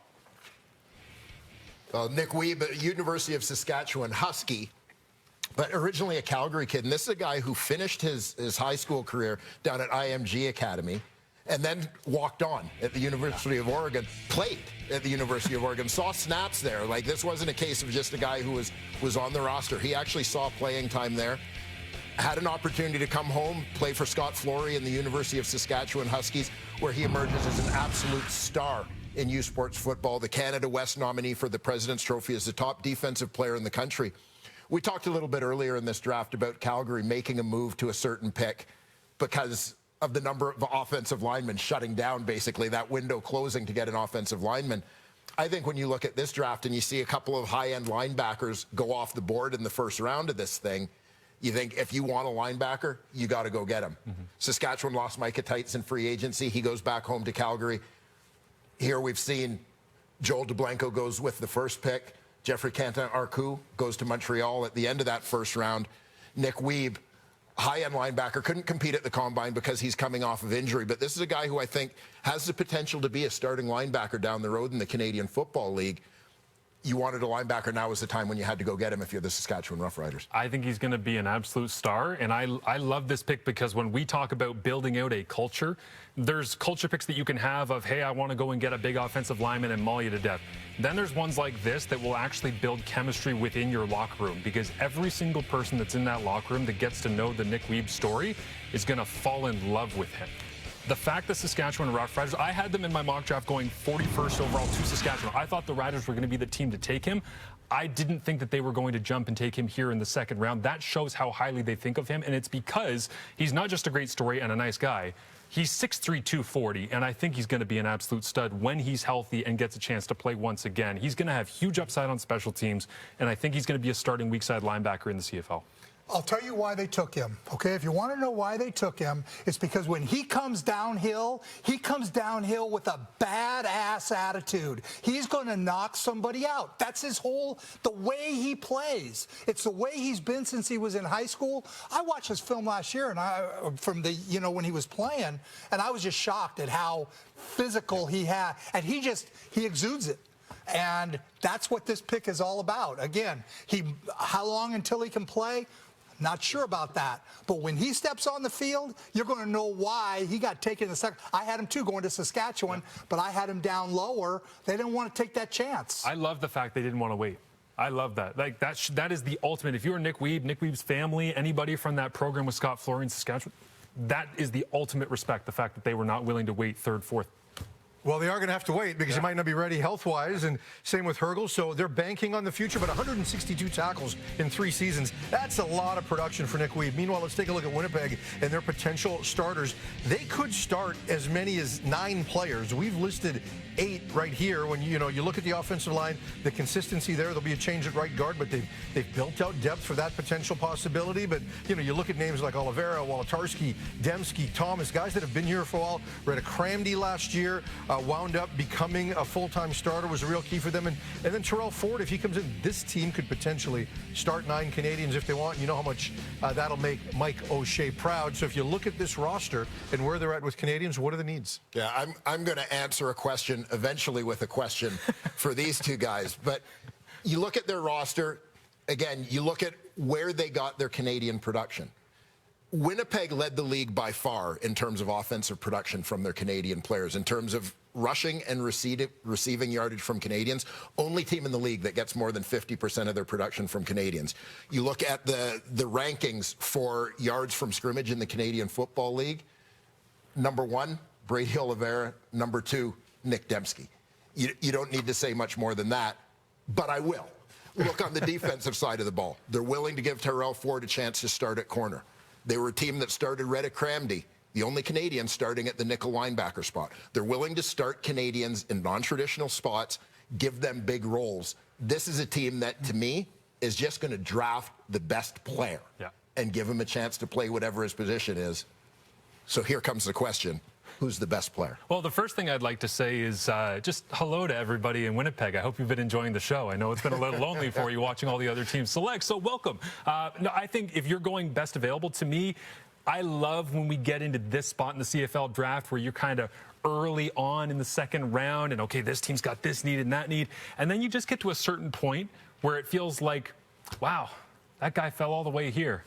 Kevin Sklercius, receiver out of UConn, I think is a really interesting one in this spot. And then 2 defensive linemen. Luke Brubaker out of Wilfrid Laurier. I think if he falls down here and you get a chance to take him, that'd be a great fit. And Tyson Hergott is an incredibly productive, albeit slightly undersized defensive lineman from the Waterloo Warriors. He is so quiet and humble and would fit in so well with that Cam Lawson and Jake Thomas defensive lineman group. I'm interested to see where they go with this because they've got, because of the trade with Calgary, remember, this draft capital now to play with and go, we can get one of those and one of these. And whatever order they want to do it in, they're going to make their football team better, which is classic Winnipeg. This is the stuff we always give Calgary credit for in years gone by of, oh, wow, look, Calgary just got these fantastic players in the middle of the second round. We talked at the beginning of the show about taking the guy with potential or taking the guy who has shown what a great player he is and, on film is a lot better than his numbers show. That's Malik Straker. He shows on film he's going to be a great special teams player. He plays the same position as Ramden, or as Ramdy. Yeah. So that's a natural fit for him to go in there. Brubaker, he's the guy with all the numbers.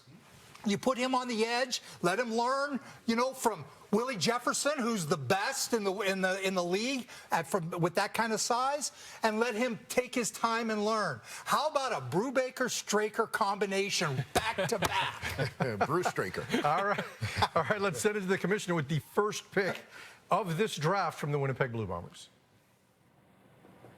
With the 13th pick in the 2024 CFL Draft, the Winnipeg Blue Bombers select Kevin Clercios, wide receiver, Yukon. Winnipeg, you remain on the clock. Kevin Clercios, big receiver, a Quebec kid, went down to University of Connecticut. Not necessarily big production, but I think what we saw at the Combine is that this is a guy whose production didn't match his ability. Often we have these guys who are highly recruited guys. You don't see the production, you don't see the numbers in their college career, and you wonder why. And I think for this guy, it was just a matter of situation and opportunity. At UConn, you put him in a different system, give him a different opportunity to be more involved in the offense, to touch the football a little bit more. I think particularly in a CFL offense, the big field, you can take advantage of his big body, running some short routes, some horizontal routes, but also bring him into the box as a blocker. I think this guy's going to be a great fit in a CFL offense. Huge special teams upside as well. And I want to point out this, okay? The CFL at the Combine has begun measuring grip strength, which you might not think is all that important, but if you read some of the studies on this, it has a direct correlation to a whole but longevity of your career and injury resistance and all the rest. Kevin Clercios had the strongest grip, not just of receivers, of any player at any position in this entire Combine. So we always use these buzzwords. We say, wow, that receiver's got strong hands. He literally has the strongest hands in the CFL Combine. We have numbers that can equate these things at this point. So bravo to the CFL for deciding to go ahead and measure that. But he is going to get his hands on people on special teams and throw them into the sideline. And he's going to make plays over the middle of the field as well for them. They're not a really deep group at that receiver spot behind Dembski, Wolotarski. So now they've got a player that I think they can really work in pretty quickly. This is one of my favorite players in the draft. You know, when you talk to him, he came out of Montreal, North Montreal, and his goal when he's done playing is to go back there and give back to that community. He went to the University of Connecticut not speaking any English. He hung there for 4 years. The new staff came in, wanted him out. He didn't go. He stayed. He's just a tough kid. He catches the ball. I think he's as hard a worker as you have. He's a Mike O'Shea type of guy. I love this pick. I didn't think this was the direction they would go, but I love this pick. I think this guy is going to be a player that's going to fit in beautifully in Winnipeg. And as those Canadian receivers age a little bit, Wolotarski's getting up there, they'll have a good young Canadian ready to go. Yeah, you mentioned a Mike O'Shea type of player. When I spoke to him at the Combine, Clercios said to me, I love to do the dirty work. Didn't matter that I wasn't getting enough in on offense. I was happy to play special teams. I came in, they knew I was going to block. I was happy to block. You know his new head coach is going to love to hear that. We'll get to Winnipeg's next pick when we come back.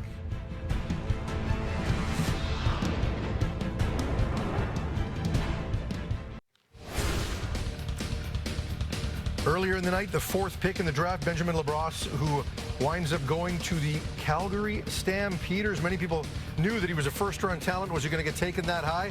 Well, he certainly did. They have got a good one in Calgary, and we're now delighted to be joined by Benjamin LeBrosse. First of all, congratulations, and how do you feel about being a Calgary Stampeder? I love it. I'm very excited to be in Calgary. When you spoke to the Stampeders, what are their expectations for you coming into the season? I think they really just want me to learn every DB position and just, get familiar with every position on the defensive side of the ball. And I'm ready for it. I'm ready to take on whatever role they need. I know so many Canadian defensive backs. Coaches always talk about whether or not that player can transition to safety. And I know when we spoke at the Combine, you said to me that I think I can play halfback in this league. I think I can play corner in this league.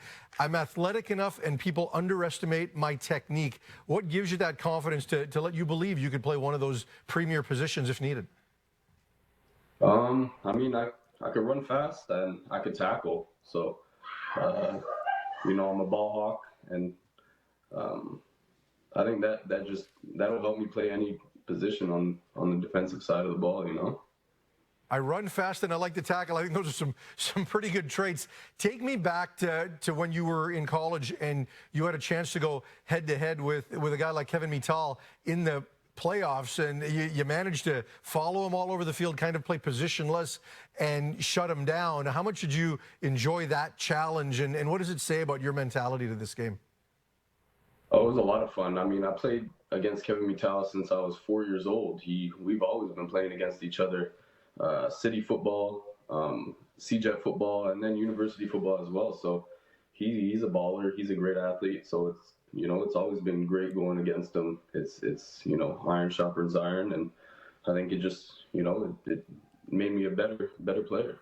Benjamin, thanks so much for doing this. Good luck. I know training camp and rookie camp is just around the corner, so enjoy your first CFL experience. Thank you. That is Benjamin LaBrosse, the newest member of the Calgary Stampeders, and I'm sure they're going to be delighted to get him in their secondary, a guy that can give them plenty of flexibility. Now, again, we did see Calgary and Winnipeg execute a trade at the end of the first round, and Calgary gave up their top two picks they gave up their two picks in the second round in order to get an additional first-round pick and one in the third, and now Winnipeg, who winds up with those two picks, here's the commissioner with the second of those two. With the 14th pick in the 2024 CFL Draft, the Winnipeg Blue Bombers select Michael Chris Ike, running back, Delaware State. BC, you're on the clock. So Michael Chris Ike from the Hamilton area is a guy who very highly recruited coming out of high school, one of the top high school players in Canada in his senior year. Ends up at Delaware State, where he was in and out of school, missed a year of his time down there. This is one of the most physically impressive guys in this draft, both visually and in terms of athletic performance. Just an elite athlete, and the guy looks like an action figure, quite frankly, a life-size action figure. The numbers at Delaware State didn't necessarily match what we saw from him athletically, but you've got to believe this is a guy who has all the potential in the world given the opportunity. My comp for him is Jamal Lee from Bishops back in 2009. That's really all I could find athletically in terms of what kind of matched up with him. The question here becomes, what role is he going to play in Winnipeg? And again, to your point about them having these two picks, it looks like Kyle Walters, general manager, is looking at this and saying, yes, we do have Brady Oliveira, we do have Johnny Augustine. They've done very well for themselves. We could fill in this running back spot. Maybe we get some more flexibility because Mike Miller has now transitioned into a coaching role.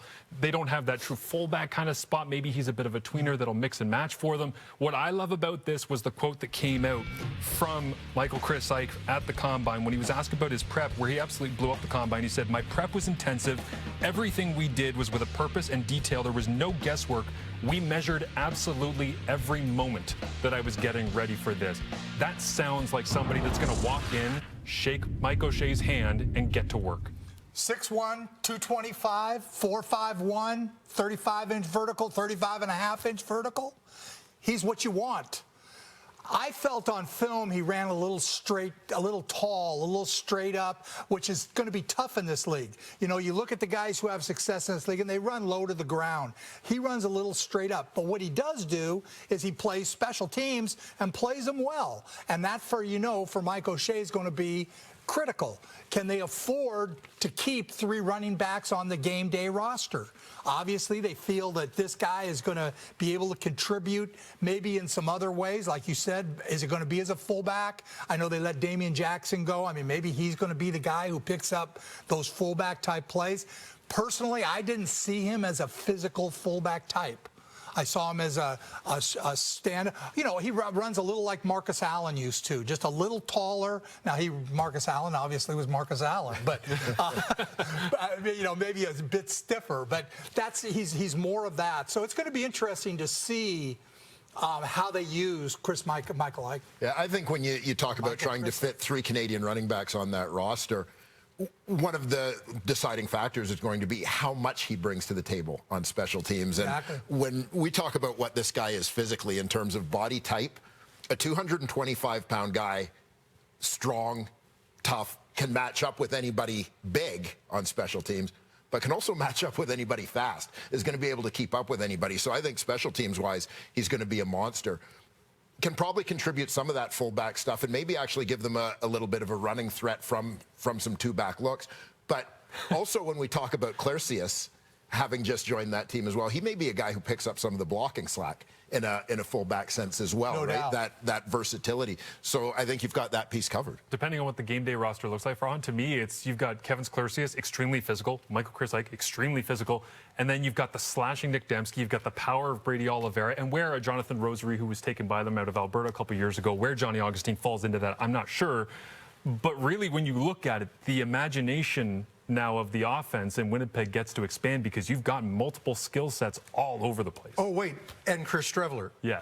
And Buck Pierce, yes, who likes to do things that way. So, enjoy, West. Part of that, West, the BC Lions, who drafted George Una earlier today, and just to make sure everybody understands, he wants to be called Anu, which is his actual Nigerian first name. So the players in the locker room, you get away from George and get his real name. Once he got everybody comfortable and knew where he was going to go, he wanted to go there. As for what BC has done in the last couple of years, we've got Sirman Bagiogo, Noah Zur, Alaric Jackson, and of course Nathan Rourke. So a couple of those guys down in the NFL right now. So, you know, when you look at BC, you know, they were able to get Una with their first pick, and I think he's a guy that absolutely addresses a need for them. But this is another team that they've made a decision that they're going to start 2 Canadians. They did bring in Jake Hardy, but do they want more behind him?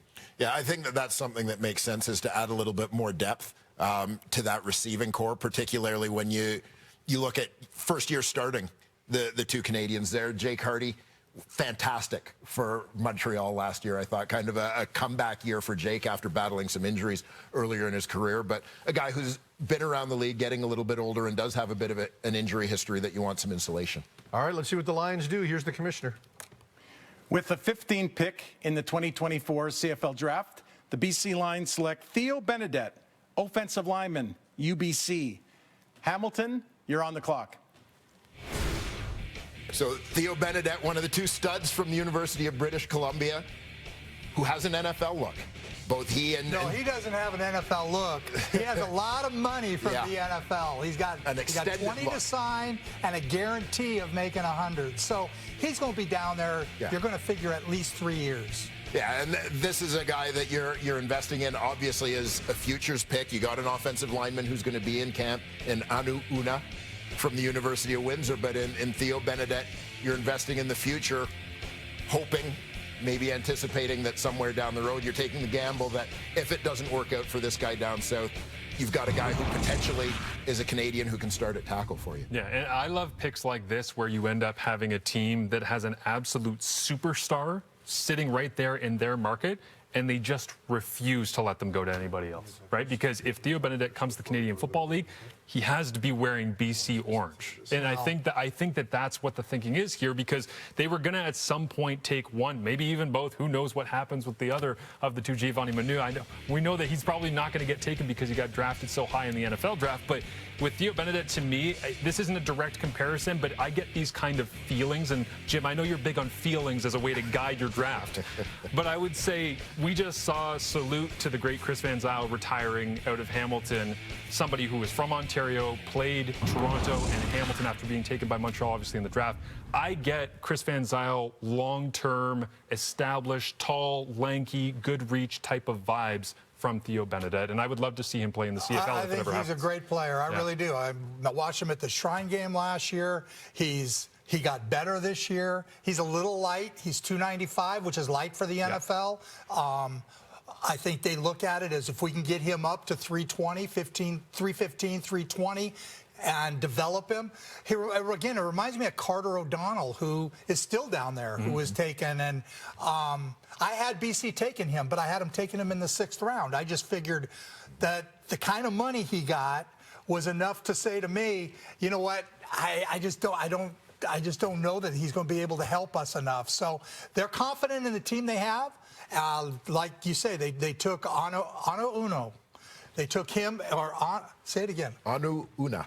Anu Una. They took him, so they have that guy, and now they have that person who, like you say, Marsh, will be theirs forever. And let's be real about this, too. They're up against it with the cap. They've got a great team. They're paying a bunch of people a bunch of money. Maybe you take a futures pick and you say, well, maybe when you end up coming to play for the BC Lions, we're not up against you'll never hear a GM say, well, at least we don't have to pay them. I'm with you, Jim. Look, love the player. Don't like where they took him. I think he should have been taken in the 6th round because he's going to be in the NFL for a while. When you put that kind of money out there, they're going to give that kid every opportunity. He is far more accomplished than a Carter O'Donnell coming out of U Sports. Theo Bennett is going to get a look there, a long look, and I think the Lions could have used some help a little bit sooner. Again, love the player. Hamilton is up next. Another team that has significant needs. We saw they address the offensive line need in the first round of the draft. We'll see what they do in the second round when we come back.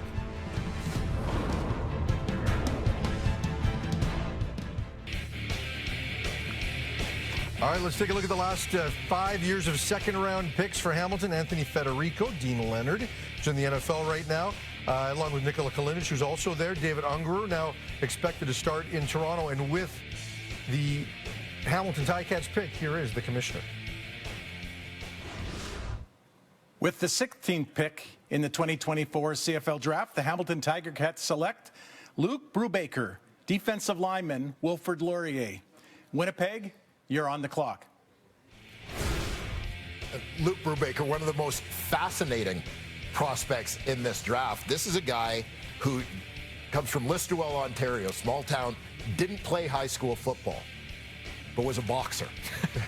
Had a great chat with his head coach, Michael Faulds, about him just last week, where he talked about getting this email from a young man who wanted to come out for the football team.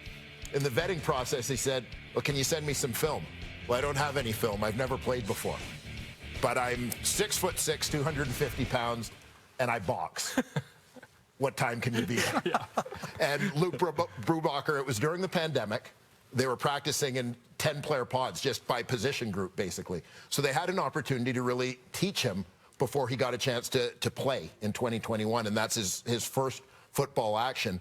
They start to wonder going through training camp, is this new guy, is he going to be good enough to get on the dress roster? He starts in his first game. That's how fast a learner he is. Marshall, you've talked about him as one of the best testers, one of the most athletic guys in terms of that capacity in this draft. And you think about the ceiling on him, given what his frame is, given that athleticism, and given how much untapped potential there is in a guy who never played high school football. He has literally just played a few games in university for all intents and purposes. Fascinating. Best tester at the CFL Combine in Winnipeg about a month ago. Overall, any position. He was the king of the Combine process. 95th percentile when judged against all other defensive linemen in the history of the CFL Combine since the year 2000. He is for real. Like, he is as good an athlete as you can imagine at that spot. He is 6'5", 246 pounds. It's not as though he ran really well because he weighs 210 pounds. He has the weight to play the position. I think this is a home run for the Hamilton Tiger Cats, and I don't even care what their depth chart is at this point, because I know, yes, it is Anthony Federico, and they do have, Mohamed Diallo on the inside, Reese Martin on the inside.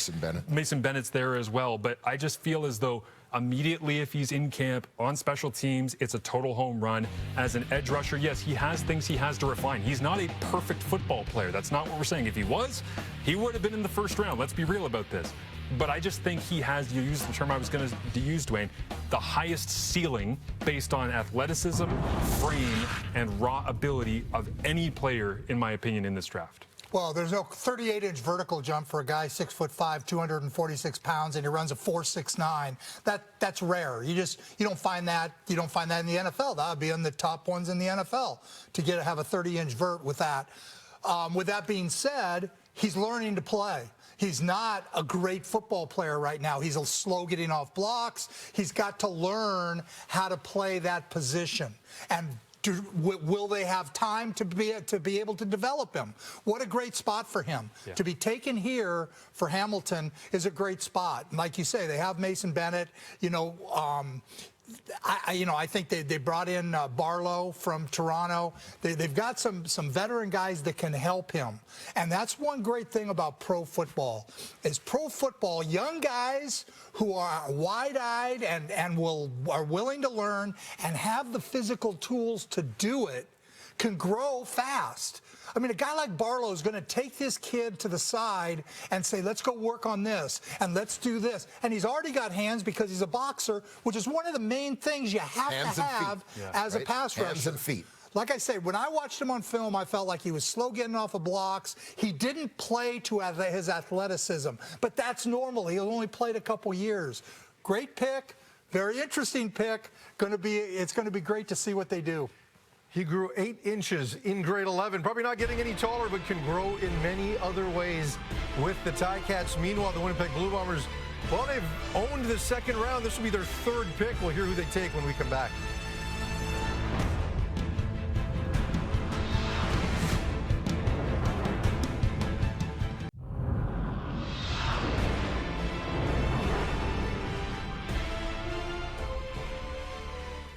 Welcome back to the 2024 CFL Draft. Training camp's just over a week away with the third pick of the second round for the Winnipeg Blue Bombers. Here's the commissioner. With the 17th pick in the 2024 CFL Draft, the Winnipeg Blue Bombers select Gabe Wallace, offensive line, Buffalo. Edmonton, you're on the clock. Adding some depth to that offensive line, Gabe Wallace, one of the biggest players in this draft.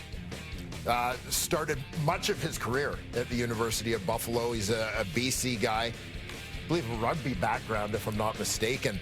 But basically a big mauler is, I think, how you would label Gabe Wallace. Not necessarily the most athletic offensive lineman. So you see that size at 6'6", 337 pounds.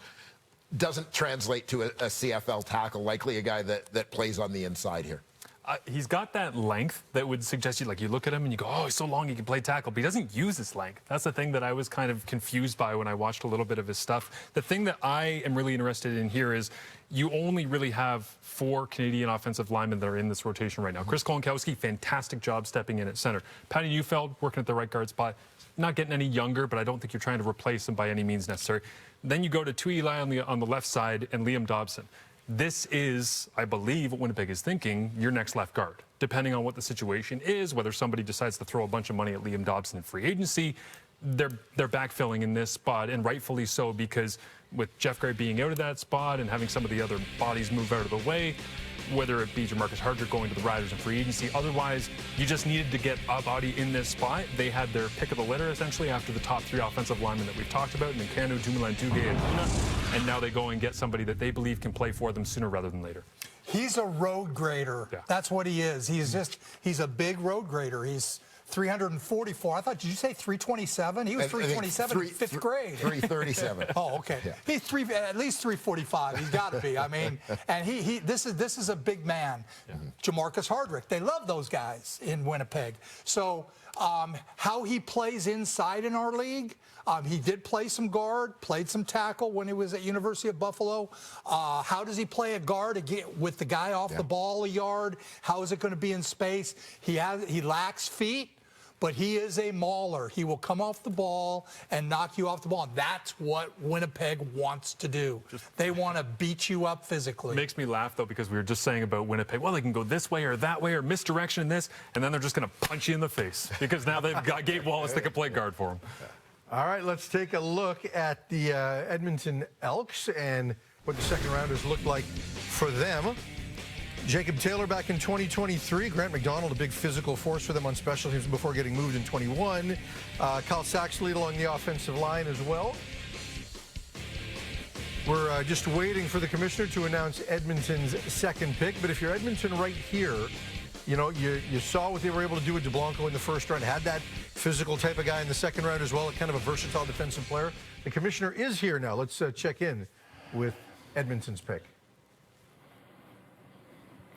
With the 18th pick in the 2024 CFL Draft, the Edmonton Elks select Bradley Hladek, tight end, UBC.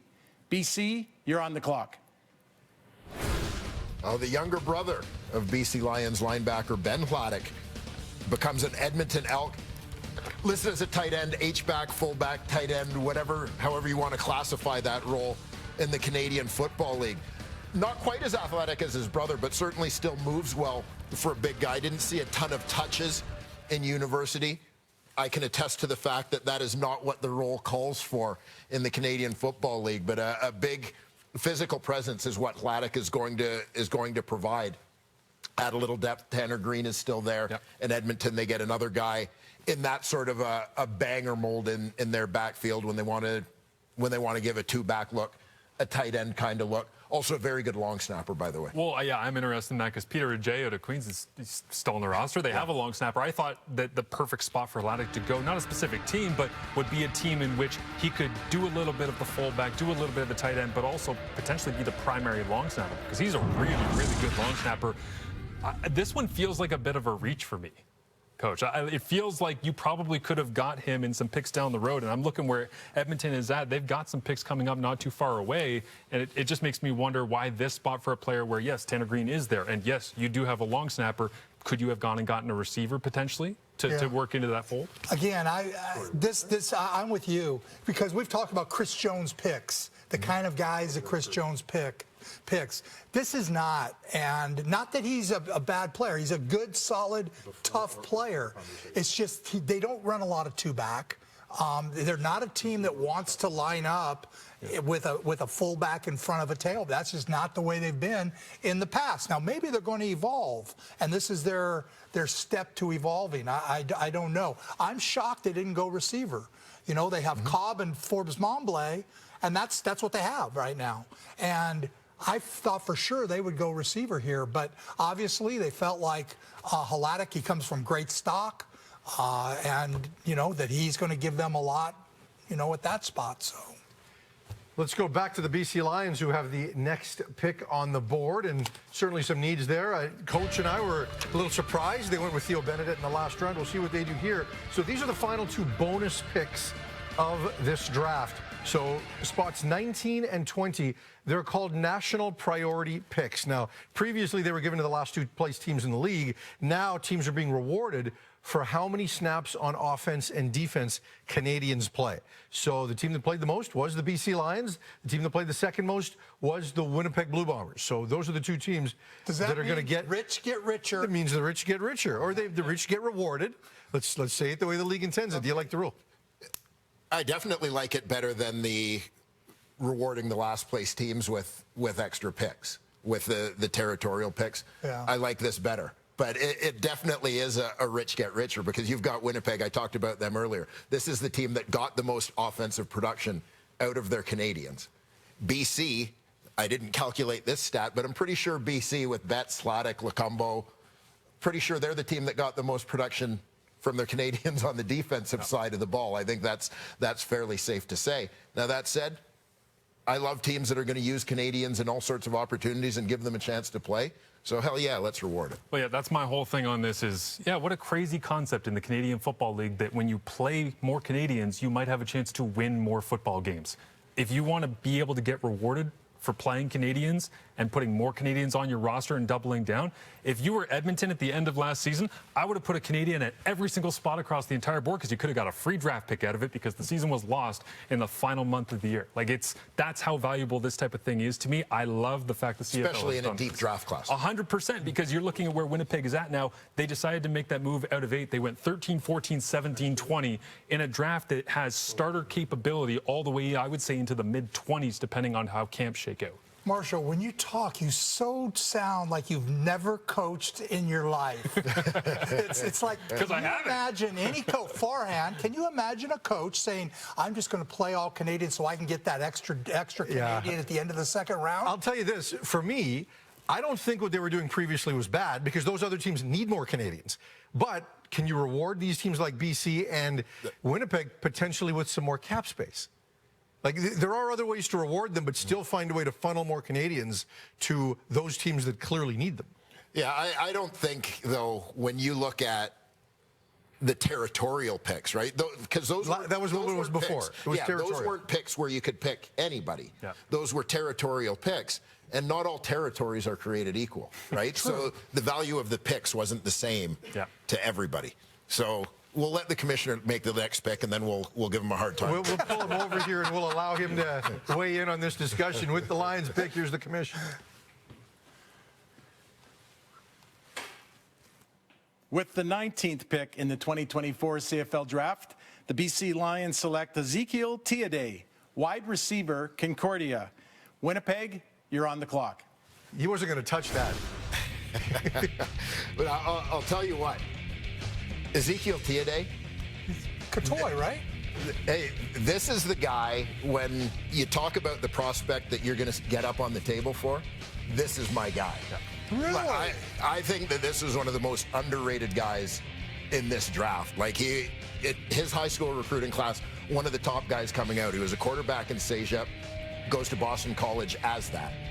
This is a guy who sees the field like a quarterback, because that's the position he came up playing.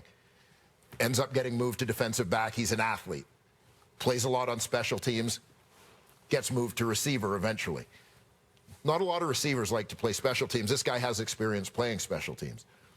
He ends up coming home to Concordia because he knows he's got to get on the field more than he was getting the opportunity down south.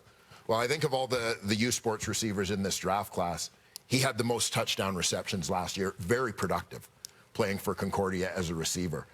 Big, strong, fast, athletic guy. Another guy who saw the field like a quarterback because of his past experience was Brad Sinopoli.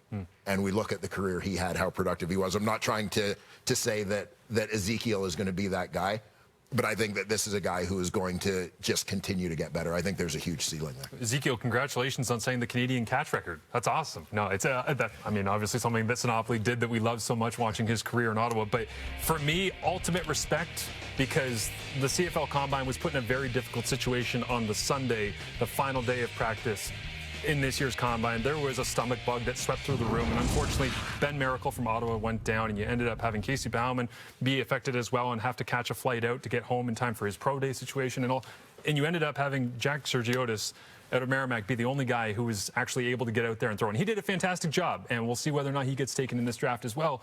But Tiede used his quarterback skill set and just walked into the huddle in Skelly and then in some of the 12-on-12 stuff on the inside run and just said, yeah, what do you guys need? To your point, Dwayne, about, okay, I'm a receiver. No, I'm not. I'm a DB. No, I'm not. I'm a quarterback. No, I'm not. He's going to find his way onto your roster some kind of way. He's going to be in training camp. He's going to wander around and go, what do you need? And then all of a sudden, we're going to be sitting here in the middle of this CFL season going, wow, that guy's dressed for every game so far. How is that possible? Well, it's because he did this, this, this, and this. To me, he just feels like a football player with a great frame, great upside, and a nice pick to be at this point. I will say I'm surprised if you're going pure receiver. Del Duncan Busby is still out there. And I thought that him at Bemidji State having... Well, him and Frederick Antoine both. That as well, like 49 catches, 48 catches, 49 catches for Duncan Busby at Bemidji State. I thought he might be gone in this spot as the next receiver, but it's obvious that Tiede was the pick. Well, and my thing with Tiede, and again, to say he's athletic, I think is... He had a 30-inch vertical jump, and he ran 4.8 basically. Where does he play? Is he an inside guy where he's going to block, which he didn't do great? He doesn't block great. That's but how much is he been asked to do it? So that's the question. Right. The two quiet things are, if you're going to keep a guy like that, he's got to be able to play special teams, and how he's going to do. Maybe he'll do well at that. I don't know. I'm just saying, as a receiver, there's just a lot of things. It's just I don't know where you play him. I don't know if you play him at R. I don't know whether you put him out at Z, running 4.8. I'll tell you one thing. In training camp, to the point of just wandering around and finding jobs, he will just go, hey, I'm good to play R. I know this position. I know that I'm good to play Y. Do you need an X for this rep? Okay, I'll go third team. I'll go scout team. He's just going to wander around and find a job. He's going to stick. Well, and he wasn't just a quarterback. He was a quarterback that led Team Quebec to a pair of Canada Cup titles. So he was pretty good at it. He gets the game. Now with the final pick by Winnipeg here in the second round, here's the commissioner. With the 20th pick in the 2024 CFL Draft, the Winnipeg Blue Bombers select Kyle Sampson, defensive tackle, UBC. Edmonton, you're on the clock. Well, that's a Jake Taylor clone. I mean, this is... I watched film of him. I said, I'm watching Jake Taylor. This is another guy I'm a huge fan of in this draft, and I think that he flew under the radar a little bit because he didn't attend the Combines, I think, coming off of injury. Jake Thomas. And he, even at the UBC Pro Day, still didn't do all the testing, but aside from that, was kind of overshadowed by the two offensive linemen, Giovanni Manu and Theo Benedet. Kyle Sampson is one of the best interior defensive linemen in this draft class. Absolutely no question. Like I say, I thought it was Jake Thomas. Yeah. Jake Thomas has been in this league for 10 years and still very, very functional, very, very good. I see the same traits in Kyle Sampson. I thought we didn't see him at the Combine, so he was a bit overlooked. When I watched him on film, I thought, wow, that's... But this is the first interior D lineman we've had taken since Opoko. Yeah. So that was the difference between was one goes there and one goes the last pick of the second round. We knew that drop-off was going to be pretty significant, and it held true from Opoko down here to this spot with Sampson. By the way, I played in a UTEC Bowl in 2011 against Jake Thomas when he was at Acadia, and I've been sitting here with you guys for years at this point. So the idea that Jake Thomas is still balling out in Winnipeg is amazing. I constantly am mocking the next defensive lineman in that spot to Winnipeg, and it was obviously via trade that they got Cam Lawson to bring into that spot and probably be the next one beside him, but you had to backfill it again. I didn't see it being Samson, but it's a pretty nice spot to be in if you're Samson, because that is a spot that you can be a long-term CFL player if you do the right things in that organization. If we're going to reminisce a little bit, I think that was 2012 draft. Great defensive tackle draft, and I remember sitting there thinking it. A lot of very good defensive linemen. The fact that Jake Thomas and Cleon Lang, I think, were both in that class and are both still in the league, speaks volumes. But there were also some guys that went south and stuck for a while from that class. Wow. Here's a look at the Blue Bombers tonight. Kevin Clarcius with their first pick. Then Chris Ike, Gabe Wallace, and Kyle Sampson, their 3 picks in the third round. In the second round. Let's take a look at the second round in its entirety. DK Bonhomme goes to Edmonton early, kind of a hybrid linebacker that can play in a number of spots. The top D lineman on the board doesn't go until pick 11 to Ottawa. Nick Weaves got some injury issues, but massive upside there. Winnipeg also Kevin Clarcius, as we mentioned, along with Chris Ike at 13 and 14. Theo Bennett, a bit of a surprise, exceptional player, goes at 15. Luke Brubacher, tons of upside there, goes to 16 to Hamilton. Gabe Wallace at 17. Bradley Haladic at 18. Ezekiel Tiede and Kyle Sampson round out with the national priority protections. Now, the CFL Draft's third round, we saw very little of Toronto in the second round. We're going to hear a ton of them in the third round. They've got picks 24, 25, and 27. Edmonton, again, will start the festivities, and we will have all of the remaining rounds brought to you on tsn.ca. So when we sign off here momentarily, please make sure to join us online for all the other names, the full 8 rounds, all of it. Guys, 20 picks, your thoughts? Let's start with you, Dwayne. Yeah, I thought it was fascinating. I mean, the CFL draft is the most unpredictable of all drafts in pro sports, I think. And we saw that today. You see how different teams have different needs and how they have different evaluations and priorities of different players. So a few surprises, not in terms of ability of players, but just that players went at the times that they did or to the places that they did. But I think that also speaks to the depth in this draft, and you're going to continue, as we continue to cover this draft, you're going to continue to see some very good football players picked in the middle and late rounds of this thing. Yeah, there's a ton of depth still remaining. There's a lot of quality players. I'll just say this about the 2 teams that have been struggling on the field the last couple of years, the Edmonton Elks, the Ottawa Redblacks. They had priority selections, obviously first and second overall, but they also had spots in which they could make their team better and different in the second round. I think Ottawa did a really good job of that. I'm not sure, as we sit here right now, whether or not Edmonton made their football team better with the selections that they made, because I love Joel DeBlanco at the top spot, but DK Bonhomme and Bradley Haladic, I'm a little, I thought Ottawa was going to try and get Chris Ike because Jackson Bennett retires and they move on from some of the other young national backs that they've had. They've had the injury to Williams with the Achilles going into this season. They don't end up getting him, but what they do get is Daniel Opoku. And I think this kind of feels like the Argos draft when they got Deontay Knight in the second round, where it was just, oh, wow, we got the thing that we very much coveted this late into it. So I love what Ottawa has done. Edmonton, it's a wait and see for me right now. The 2 highlights for me were first Edmonton, not taking Opoku there and then having him still fall in the set. I think that was a kind of a highlight. And then Dave Dickinson pulling the trigger when that second offensive lineman got taken, and we had it on all of our mock drafts, 3 offensive linemen and then a bit of a gap. And sure enough, he makes the trade. He moves his team up, gets Christian Nakanu. Again, that's one of my highlights when I watch a GM make a move, go out, have a commitment, and do it. And you can tell he was basically living every pick right here. And he will continue to do it as we go rounds 3 through 8 online. You can catch us on tsn.ca along with TSN Plus. For Dwayne Ford, Marshall Ferguson, and Jim Barker, good night on TSN.